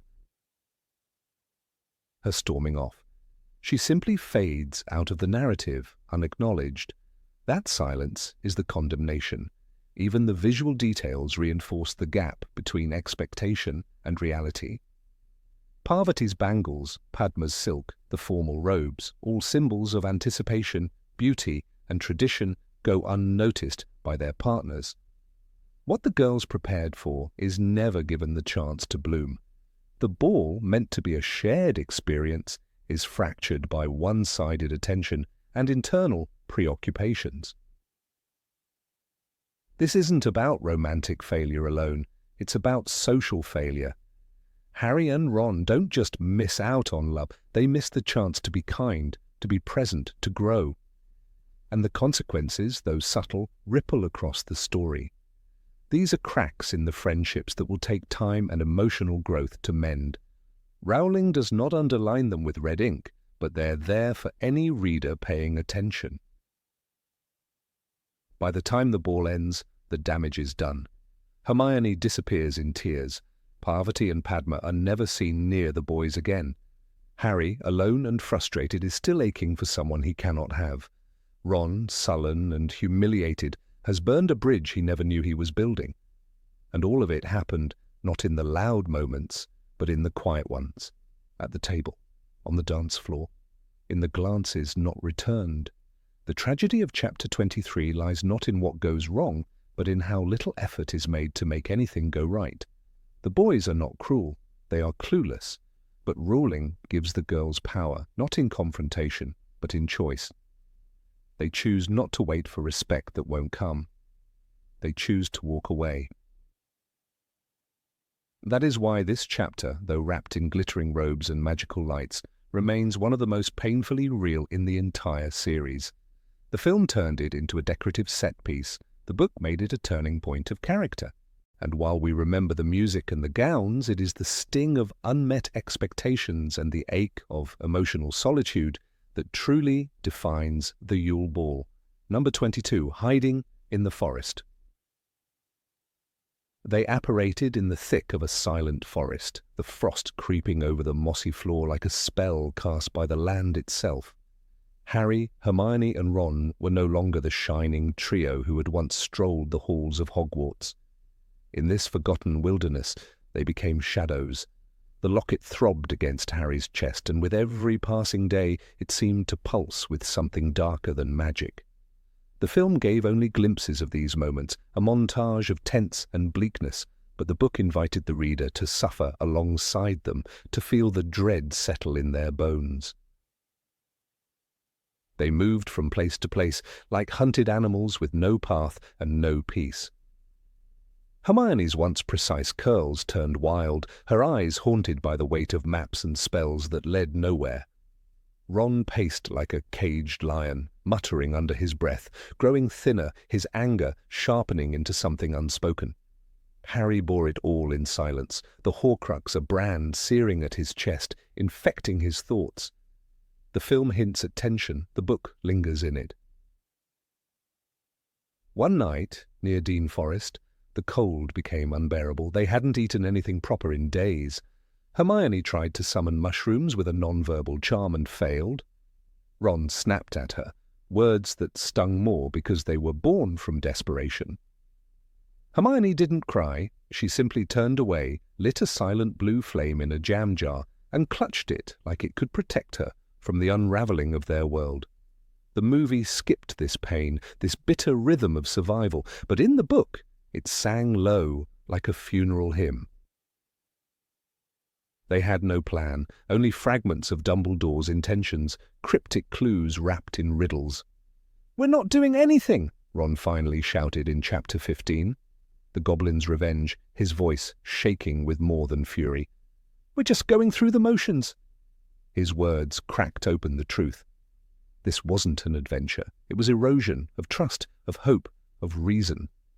The locket fed on these fractures. It made every silence between them echo louder, every decision suspect. One evening, Harry stood watch while the others slept. He could hear Ron snoring on one side of the tent and Hermione breathing evenly on the other. And in the dark, he felt the full weight of failure. He wasn't a leader. He was a boy in a forest, lost. He touched the snitch Dumbledore had left him and whispered, "I open at the close." Nothing happened. The helplessness was overwhelming. The film touched on Harry's weariness, but not on this crushing doubt that bled into every page of these chapters. Hermione became increasingly quiet. Her intelligence, once a source of comfort, now seemed brittle. She clung to the tales of Beetle the Bard, rereading the story of the three brothers like it held the secrets to the war. She rarely smiled. Her laughter had long vanished. She tried to stay composed for Harry's sake, but even she was unraveling. These were not just friends on a mission. They were children decaying in the quiet. The woods in the film were scenic. In the book, they were suffocating. Ron's jealousy grew, slowly, corrosively. The locket amplified it. It whispered lies, twisted truths. He began watching Harry and Hermione, not with curiosity but suspicion. When Harry tried to comfort Hermione after she cried silently one night, Ron's eyes flashed with something ugly. "You two can stay here then," he spat, and walked into the trees. He didn't return that night.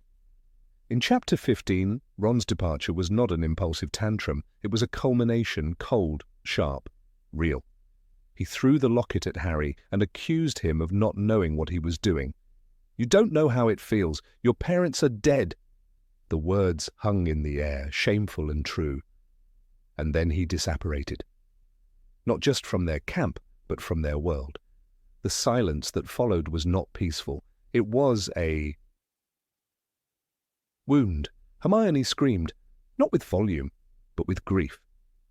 She stood outside their tent and called his name over and over. She didn't sleep. Her eyes were bloodshot the next morning, and her voice trembled when she spoke. But she stayed. That's what the film failed to show. Not just that Ron left, but the unbearable emotional aftermath. Hermione's loyalty wasn't just noble, it was painful. She had lost one friend and was clinging to another like a lifeline. The woods became colder after that. Every sound seemed louder, every day was longer. Hermione cried silently at night, and Harry pretended not to notice. He carried the locket when she couldn't. He fetched water, kept watch, did whatever he could to ease her burden. And all the while, he kept failing. Every morning he opened his eyes, hoping Ron would return. He never did. They arrived at the Forest of Dean. Snow blanketed the trees like ash. It was here, in Chapter 19, the silver doe, that magic returned. Harry followed the light, unbelieving, desperate. The doe led him to the frozen pool where the sword of Gryffindor gleamed beneath the ice. He stripped, dove in, and the locket fought back. It tried to kill him, choking him, dragging him deeper. The cold was brutal, but the locket's hatred was worse. He surfaced, choking, barely alive. Hands pulled him up. Ron, the same Ron who had disappeared into the night, returned like a phantom, like a miracle. He destroyed the locket, not with ease, but with torment. The locket revealed his worst fears, Harry stealing Hermione, his insignificance, his doubt. "I have seen your heart," it whispered, "and it is mine." Ron struck it down with the sword. It exploded, screaming. The film gave this moment a flare of action, but in the book it was agony and release. It was a boy confronting the darkest version of himself and winning. It was redemption forged through fire. "Just thought you'd turn up then?" Harry had asked. "No, I was listening to the radio," Ron muttered. But he wasn't joking. He was broken, and the book allowed us to see it. Hermione did not welcome Ron back. Her fury was volcanic. In Chapter 20, Xenophilius Lovegood, she screamed at him, punched him, accused him. "You complete arse, Ronald Weasley!" But beneath it all, there was relief. The kind of relief that tastes like tears. They were three again, not whole, but healing. They visited Xenophilius, hoping for answers. Instead, they got betrayal. He turned them in to the ministry, not out of malice but desperation. His daughter, Luna, had been taken. In the films, this episode is trimmed to exposition. In the book, it's haunting. Lovegood's house collapses around them as they flee, another home lost to the war. And the weight of that grief clings to Hermione most of all. Between the battles and the legends, these chapters gave readers something irreplaceable. Stillness. The waiting, the wondering, the hopelessness. Heroism, it reminded us, wasn't born in glory. It festered in the silences between disasters, in cold mornings and quiet loyalty. The trio didn't shine here. They survived. Even the radio, a subtle detail the films discarded, became a symbol of hope. Ron, listening to Potter Watch alone, heard Fred's voice, Lupin's calm tones, and knew the world hadn't ended. The voices on the other end reminded him who he was fighting for. "He must have known I'd come back," he said. But Harry hadn't. None of them did. When Hermione cast the protective enchantments each night, she did it with a tired voice and stiff hands. Yet she never faltered. She clung to order when the world offered none. The Hermione of the forest was not the clever student. She was the last bastion of sanity in a world unraveling. Her resilience, quiet and constant, was her greatest spell. Ron's return did not erase his betrayal. It didn't need to. In the forest, they all broke, and from those pieces they built something stronger. The locket was gone, but its poison lingered, and yet, for the first time, they had direction. The sword of Gryffindor, the Deathly Hallows, the tale of the three brothers. It all began to thread together. These chapters, 15 through 21, held the true marrow of the journey. Not explosions or duels, but the echo of breath in frozen air. They whispered that heroism was patience, that courage could be quiet, that sometimes the hardest thing was staying. The films took us to Hogwarts, to Gringotts, to war, but they skipped the ache of being lost and the strength it took to go on anyway. Number 23, Dumbledore's Will. After the funeral, after the tomb was sealed in white marble and silence, Albus Dumbledore's influence did not end. Like threads of invisible magic still stitched into the fabric of their journey, he left behind gifts. Not the kind that merely honor memory, but the kind that whisper riddles into the future. Chapter 7 of Deathly Hallows does not begin with action, but with weight, the weight of inheritance, of trust, and of unanswered questions. When the trio is summoned to the office of Rufus Scrimgeour, Minister for Magic, what should have been a symbolic act of closure turns into something far more disquieting. The ministry's tone is suspicious, begrudging. Scrimgeour does not hand over the items with reverence. Instead, he interrogates their worth. "Why these three?" he all but demands, his wand-like gaze prying at Harry, Ron, and Hermione. The gifts are simple. Too simple if one looks only at the surface. A children's book, a put-out light, a golden ball once chased on broomsticks. But Dumbledore never believed in the surface of things. To Ron, Dumbledore leaves the Deluminator. It clicks in his palm like a soft heartbeat, extinguishing and restoring light with quiet ceremony. But the light it controls is more than physical. It is the light of home, of return. Dumbledore, with maddening clarity, understood Ron's internal tug-of-war, his fears of being left behind. He gave him not just a tool, but an anchor. The moment is not flashy in the book, but it is thick with implication. To Ronald Bilious Weasley I leave my Deluminator in the hope that he will remember me when he uses it. In the film this is a handoff with no reflection, but in the novel it is a seed planted. To Hermione, Dumbledore leaves the Tales of Beetle the Bard, a book she had never read.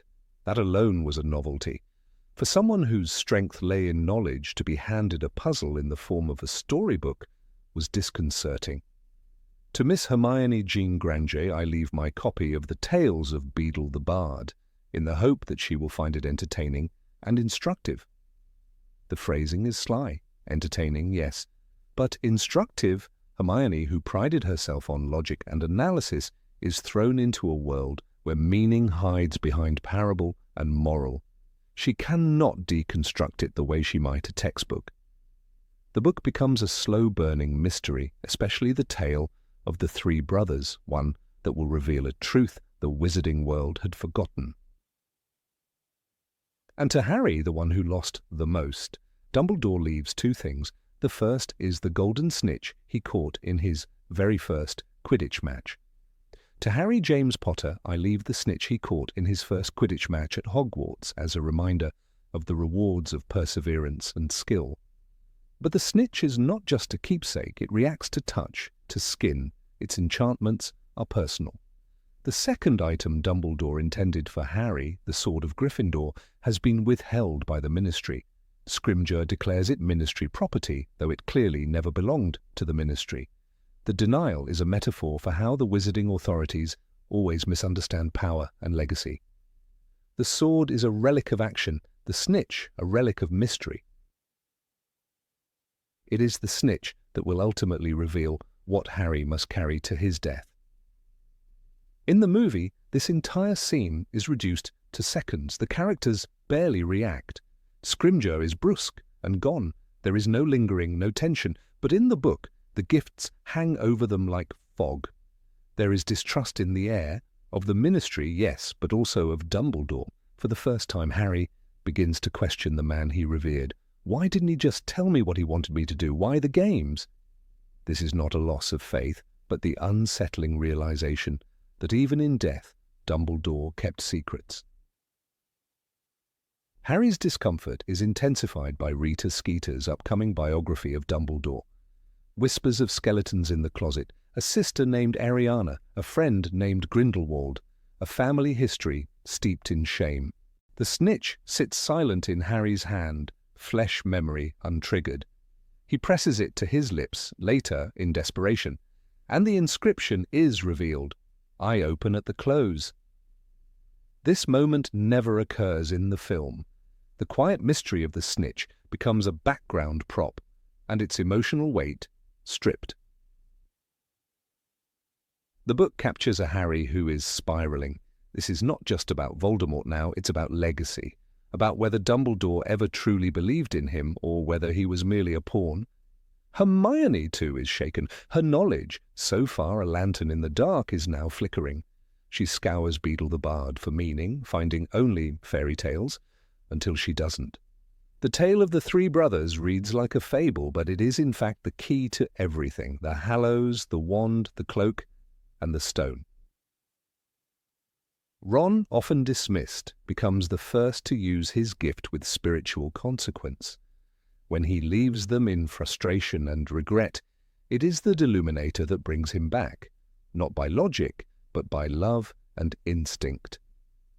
The ball of light it produces, glowing alive, leads him through the forest to Harry and Hermione.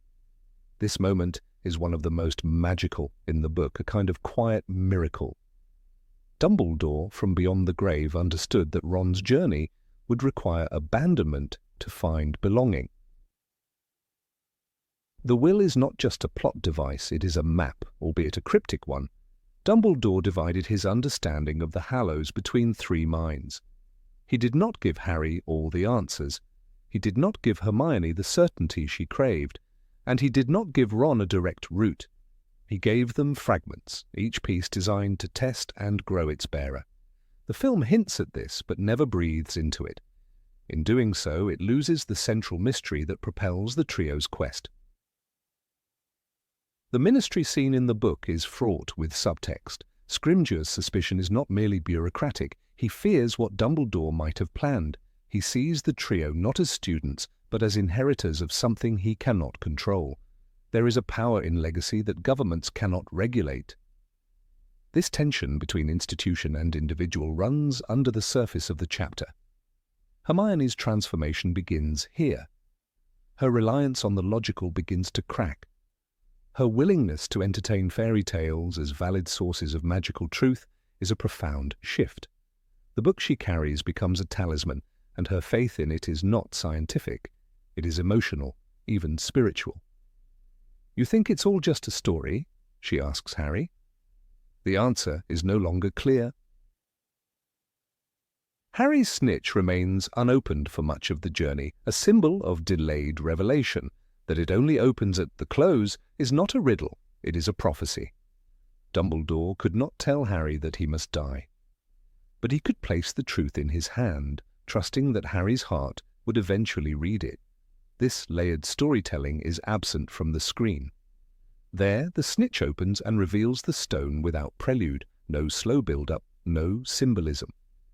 In the book, the snitch is not just a magical object, it is a farewell letter.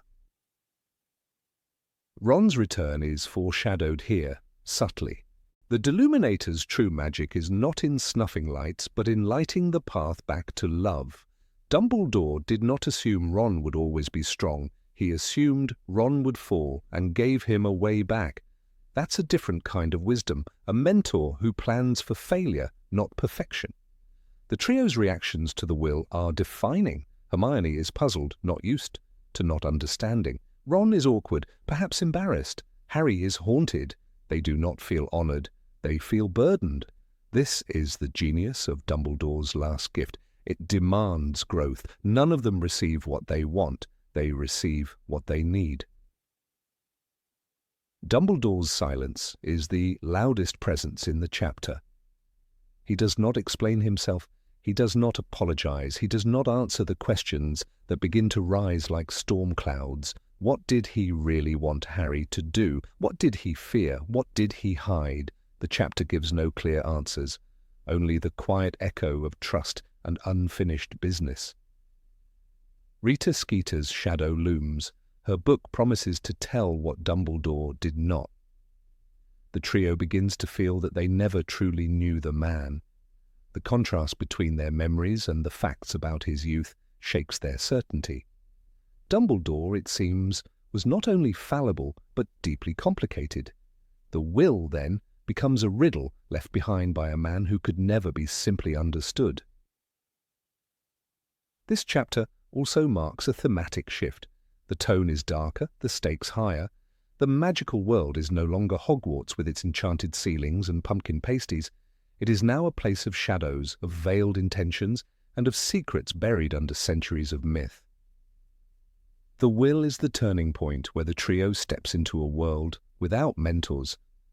What the films miss is not the event, but the mood, the sense of unease, the intimacy of grief laced with distrust. In the book, receiving the gifts is not a comfort, it is a responsibility. They walk out of the ministry not with closure, but with more questions than ever before. Dumbledore's final message was never spoken aloud. It was divided among objects etched in metaphor. A storybook that leads to ancient legend, a snitch that carries death in its heart, a deluminator that rescues a broken friend. The will is less about what they receive and more about who they become because of it. Every object mattered, every omission was deliberate, every delay was a test. The film condensed it into a moment, but the book made it a slow unraveling of Dumbledore's grand, tragic design. Because sometimes the greatest magic isn't in spells, but in the legacy of a mind that trusted its students to find the truth only when they were ready. Number 24, Magical Exams. The sun rose lazily over the Hogwarts grounds, and for once the castle seemed to exhale. The final days of the school year brought not relief, but the ominous weight of exams. In a school that thrived on the unpredictable, it was ironic how predictably stressful this time of year became. The common rooms buzzed with whispers and parchment. The great hall was quieter than usual, and even Peeves seemed to tone down his usual antics, though that may have been more out of respect for Filch's ever-growing pile of confiscated cheat sheets than any seasonal sentiment. For Harry Potter, the looming exams were a strange intrusion. He had spent months discovering that magic was real, that he was famous, and that the world was darker than he'd ever imagined. Yet here he was, studying for his first-year final exams like an ordinary student, except for one detail. He couldn't stop thinking about the Philosopher's Stone. It gnawed at him. While other students revised the 12 uses of dragon's blood, Harry was trying to remember every suspicious movement Snape had made since November. Hermione Granger, by contrast, was in her element. The library had become her sanctuary, and her notes expanded like vines across entire tables. She timed herself reading chapters aloud, tested Ron and Harry with flashcards, and muttered spells under her breath while brushing her hair. "I've been ready for weeks," she said once, her eyes sparkling with the kind of joy only a stack of books could ignite. Her perfectionism was unmatched, but it came from a sincere place, a hunger to prove herself in a world where she'd started as an outsider. Ron Weasley, on the other hand, suffered. He wasn't lazy, but theory bored him to tears, and his brain seemed to turn to jelly every time someone mentioned dates or potion ingredients. His wand had a habit of malfunctioning during revision spells, and he once accidentally charmed a quill to keep insulting him. He groaned his way through transfiguration practice, muttering that even a blast-ended Scroot would have more fun than him. Ron's strength was instinct, not study, and exams exposed that weakness mercilessly. The practical exams were held in different classrooms throughout the week. Professor Flitwick's Charms exam stood out, not for its difficulty, but for its sheer absurdity. The task was deceptively simple. Make a pineapple tap dance across a desk. Harry approached the exam with caution. His pineapple leapt once, skidded, then performed a shaky jig, not perfect, but passable. Hermione's, of course, twirled like a Broadway star, bowing gracefully at the end. Ron's pineapple exploded into confetti, a result Flitwick assured him was technically magical, but not ideal. That single moment, a dancing pineapple, captured the whimsy of Hogwarts in a way few scenes could. It reminded the students and the readers that for all the danger, mystery, and ancient spells, this was still a school. A magical one, yes, but with room for laughter and charm. When the films cut this episode entirely, they trimmed away more than filler. They erased a brilliant moment of tonal contrast that made the dark climax all the more potent. In the classroom of Professor McGonagall, transfiguration exams were another challenge altogether. Students were instructed to turn a mouse into a snuff box, a task requiring precision, imagination, and control. Harry's snuff box still had whiskers, but Hermione's gleamed with polish, complete with tiny engraved initials.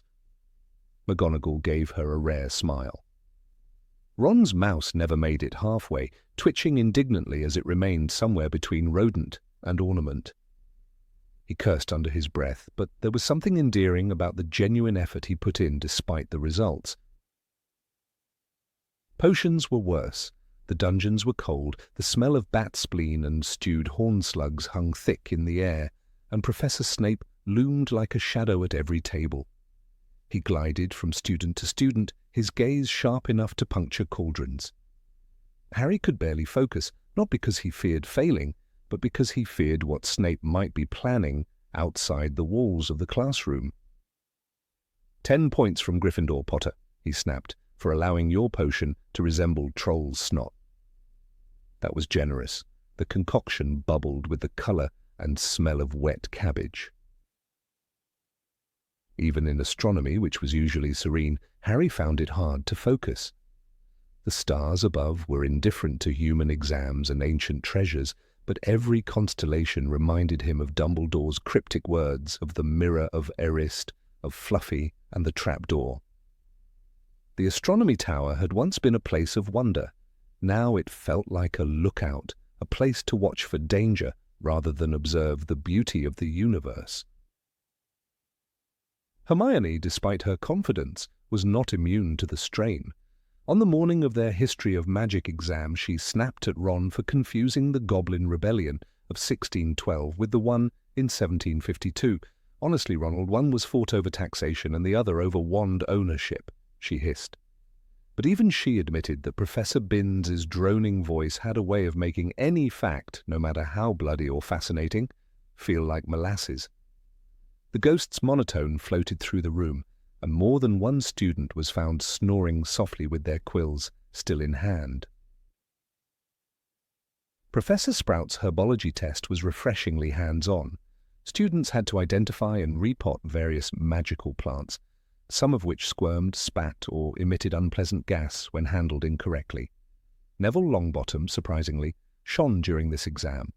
He cradled a particularly moody Mimblus Mimbletonia like a newborn and coaxed it into a pot with gentle words. "Well done, Mr. Longbottom," Sprout beamed, her hands muddy to the elbows. For once, Neville walked away with his shoulders square and his head high. Defense against the dark arts was both disappointing and easy. With Professor Quirrell still pretending to be an anxious bumbler, the exam consisted mostly of theory. Harry resented this. He wanted action. He wanted to practice, to prepare, to do something. But the most dangerous thing they encountered was an essay question about the properties of hinkypunks. He filled the parchment, barely looking up, his mind fixed on the forbidden corridor and the stone. He knew something was coming. He could feel it in his bones. The week of exams passed in a blur. The trio walked out of each classroom exhausted, their brains full and their nerves frayed. But that Saturday, after the last parchment had been turned in and the last cauldron had cooled, a strange silence fell. It was the calm before the storm. For the first time in days, the students weren't running to the library or arguing over revision notes. Instead, they wandered the castle with a kind of aimless peace, not yet aware that the most important test was still to come, one that would never be graded on paper. This contrast, the sudden shift from academic tension to life-threatening adventure, was one of Rowling's cleverest structural choices. By inserting the exams just before the climax, she lulled the reader into a false sense of security. Yes, things were worrying. Yes, Harry had his suspicions. But the normalcy of school life continued. That made the later betrayal, the descent through the trapdoor, the logic puzzles and monstrous trials all the more jarring.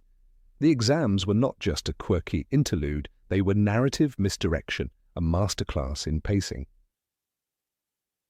The films removed this entire sequence. Gone was the dancing pineapple. Gone was the image of Ron groaning over goblin revolts. Gone was Hermione beaming with pride as her snuff box glittered in the candlelight. Instead, the story lurched quickly toward the confrontation with Voldemort. Streamlining is understandable, but what was lost wasn't just a scene. It was a tone, a rhythm, the whimsical pulse of Hogwarts just before it slipped into shadow. Even the characters changed slightly in the absence of these moments. Hermione's studious nature becomes more of a running joke than a genuine part of her identity. Ron's academic struggles are reduced to comic relief without the layers of frustration and effort, and Harry's restless anxiety, his inability to focus not out of laziness but out of deeper instinct, is barely explored. The exams were not merely background detail, they were character mirrors. When Harry lay awake at night in the Gryffindor dormitory, his thoughts weren't consumed by test scores or grades. He was watching the stars move through the window, wondering who would make the first move, him or the unknown thief seeking the stone. It was a strange thing to be both a student and a soldier, to sit for practical exams one day and plot a secret mission the next. This duality is what made the final chapters so compelling. One moment, he's sweating over a quill. The next, he's dodging enchanted chess pieces. The exams also underscored something else often overlooked, the innocence of Hogwarts.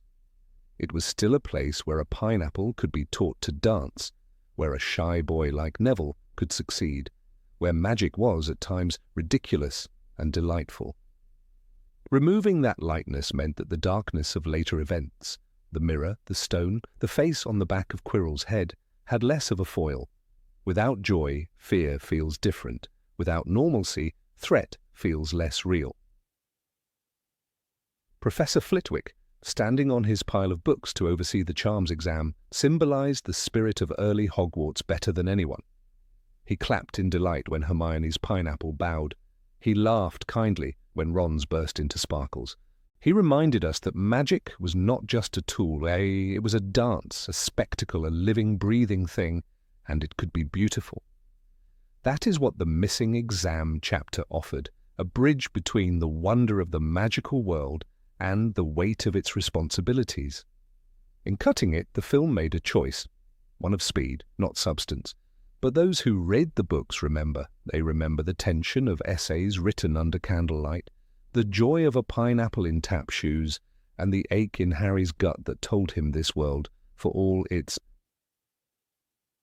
enchantment, was no longer safe. And so, as the trio eventually descended through the trapdoor into danger, it wasn't just bravery that guided them. It was everything they had learned, in class, in exams, in friendship. The dancing fruit had its place, the history lectures, the misfired spells, the nights in the library.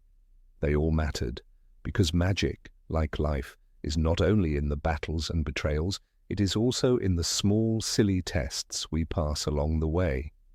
Number 25, Valentine's Day Disaster. Valentine's Day in Chamber of Secrets is a chapter that shines with equal parts embarrassment and hilarity, but was left on the cutting room floor when the story was adapted for the screen.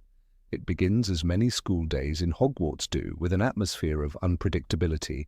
But on this day, the chaos comes not from duels or magical mishaps, but from the eccentric imagination of one man, Gilderoy Lockhart. As defense against the dark arts professor, Lockhart had already become a living spectacle within the castle. His obsession with fame, fan mail, and personal glory knew no bounds. Yet even by his standards, what he unleashed on February 14th was beyond anything the students had prepared for. The Great Hall that morning was not the usual enchanted sky of clouds or starlight. Instead, the ceiling had been bewitched to reflect a soft, rosy hue. Pink confetti drifted lazily through the air. The walls were draped in fluttering pink and red banners, and glittering heart-shaped charms floated overhead. The usual stately grace of Hogwarts had been overtaken by a vision that looked more like a love-struck child's imagination than a historical magical institution. Lockhart, of course, stood beaming in the centre of it all, resplendent in robes of magenta velvet, basking in the success of his self-made holiday. This wasn't just a matter of decor. Lockhart, in his unwavering enthusiasm, had hired dwarfs, yes, literal dwarfs, to parade through the corridors dressed as golden-winged cupids. Their assignment: delivering singing valentines. These cupids were armed not with arrows but with harps and poetic messages from secret admirers. Each delivery became a theatrical event. The sight of squat little men in wings marching after unsuspecting students was more than many could take without collapsing in laughter or dread. Harry Potter, in particular, found himself at the centre of this bizarre celebration. By the 13th chapter of the book, The Chamber of Secrets, he was already deeply entangled in the school's dark mystery. Whispers of him being the heir of Slytherin had spread like fire. Students were keeping their distance. Even those who used to consider him a hero now watched him with unease. So the last thing he needed was more public attention, especially of the romantic variety. But Lockhart's holiday did not discriminate. In the middle of a crowded corridor, as Harry was trying to navigate the usual between-class chaos, a cupid dwarf caught up to him. The scene turned instantly theatrical. The dwarf, with wild persistence, demanded that Harry hear the Valentine message. Students began to stop, forming a circle, sensing entertainment. Harry tried to flee. The dwarf tackled him, backpack spilled, laughter erupted. In a moment that was both comedic and excruciating, the cupid forced the message out loud. According to the book, the Valentine read, "His eyes are as green as a fresh pickled toad. His hair is as dark as a blackboard. I wish he was mine. He's really divine, the hero who conquered the Dark Lord." The corridor exploded in laughter. Harry, beet red, scrambled to get up as his ink bottles rolled across the floor. To make matters worse, Draco Malfoy was among the crowd and seized the opportunity to make scathing remarks, calling attention to Ginny Weasley, who had supposedly sent the Valentine. Ginny, utterly mortified, had turned the same colour as her flaming red hair. It was the kind of moment that could only happen in school. A chaotic cocktail of crushes, humiliation, and unchecked spectacle. This scene, rich in adolescent tension and Lockhart's signature ridiculousness, is strikingly absent from the film adaptation. The movie version of Chamber of Secrets skips over Valentine's Day entirely. There are no pink hearts, no singing dwarves, and certainly no poetic messages about pickled toads. What the viewers lost was not merely a funny moment, but a deeply human one. It was a glimpse into the lives of magical teens navigating emotions no spellbook could explain. Harry's embarrassment in this scene reveals something more than his discomfort with attention. It captures the universal feeling of being a teenager. He had fought a basilisk and faced down Voldemort, but he couldn't handle a Valentine in public. The vulnerability shown here was more real than any duel or Quidditch match. And for Ginny, it was a moment of raw, blushing innocence. She had been infatuated with Harry since before arriving at Hogwarts. Her attempt to express her feelings, though orchestrated through a rhyme, was the bravest thing she had done that year, especially with the burden of Tom Riddle's diary quietly poisoning her thoughts. Lockhart's role in the day's events is also a key moment in his character arc. Until this point, his vanity had been annoying, but mostly harmless. This exaggerated display of affection forced upon the student body reveals the depth of his egocentrism. It wasn't about helping students find love, it was about him being seen as the champion of romance, a modern-day magical Cupid. Lockhart lived in a delusion of admiration, one he created and desperately clung to.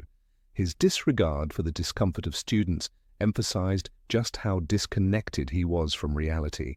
The absence of this scene in the film robs the audience of a rare comedic high point during a plot otherwise dominated by petrified students and whispering serpents.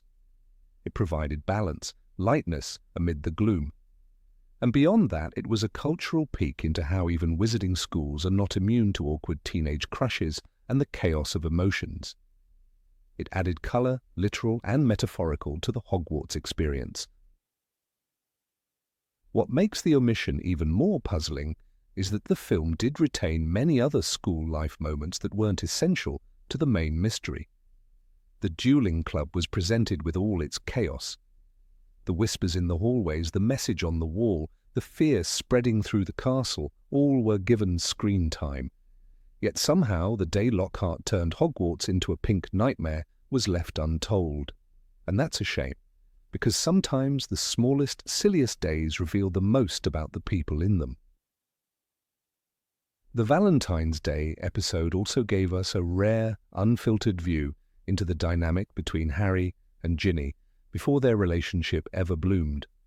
This scene isn't about romantic development in the traditional sense, it's about unspoken affection and the painful awkwardness of feeling exposed. Ginny, quiet and withdrawn, had suffered the effects of Riddle's manipulation. Her act of sending the Valentine, likely before the diary fully consumed her, was a moment of childish hope. It's a subtle but powerful reminder of how fragile she was that year. For Harry, this moment wasn't just about being teased, it was the start of his understanding that admiration, real or imagined, came with consequences. Being the boy who lived meant living with constant scrutiny. And as much as he tried to stay humble and unnoticed, Hogwarts and Lockhart made that impossible. The Valentine forced him into a role he didn't want: romantic hero. The irony is cruel and beautiful. He had saved the wizarding world and couldn't save himself from a dwarf reciting a rhyme about pickled toads. The poetry itself is intentionally ridiculous, and that's the charm. Rowling could have crafted a generic, sweet verse. Instead, she gave readers a window into the kind of cringeworthy affection that defines youth. The comparison of green eyes to pickled toads is not meant to flatter, it's meant to amuse.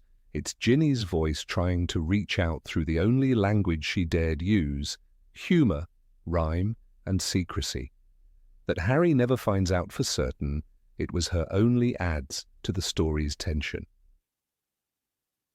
In that moment, surrounded by laughing students, Harry's world narrowed, not to the threat of the chamber, not to the cries of Parseltongue or the suspicion in his classmates' eyes, but to the stifling, burning heat of humiliation. That's what makes the scene so compelling. Magic can't save you from being a teenager. There's no spell for dignity when a Cupid tackles you in public, and that's what makes it real, authentic.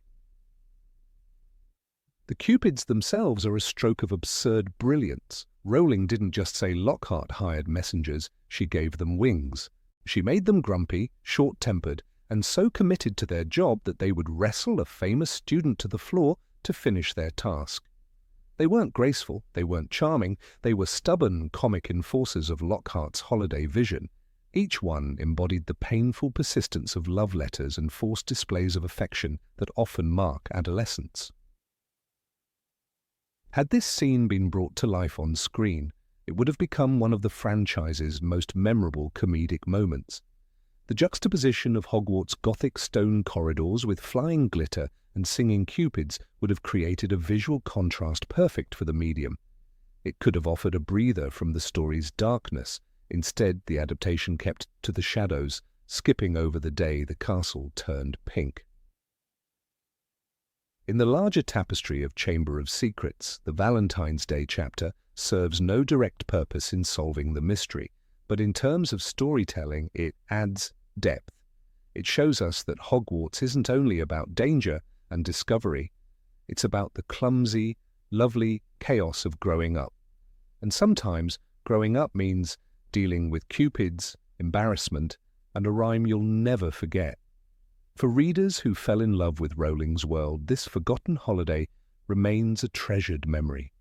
It's a day when the magical met the mortifying, when romance collided with reality. And while the films gave us soaring battles and basilisk confrontations, they never gave us the pink hearts and pickled toads, and maybe, just maybe, that was a loss greater than we realized.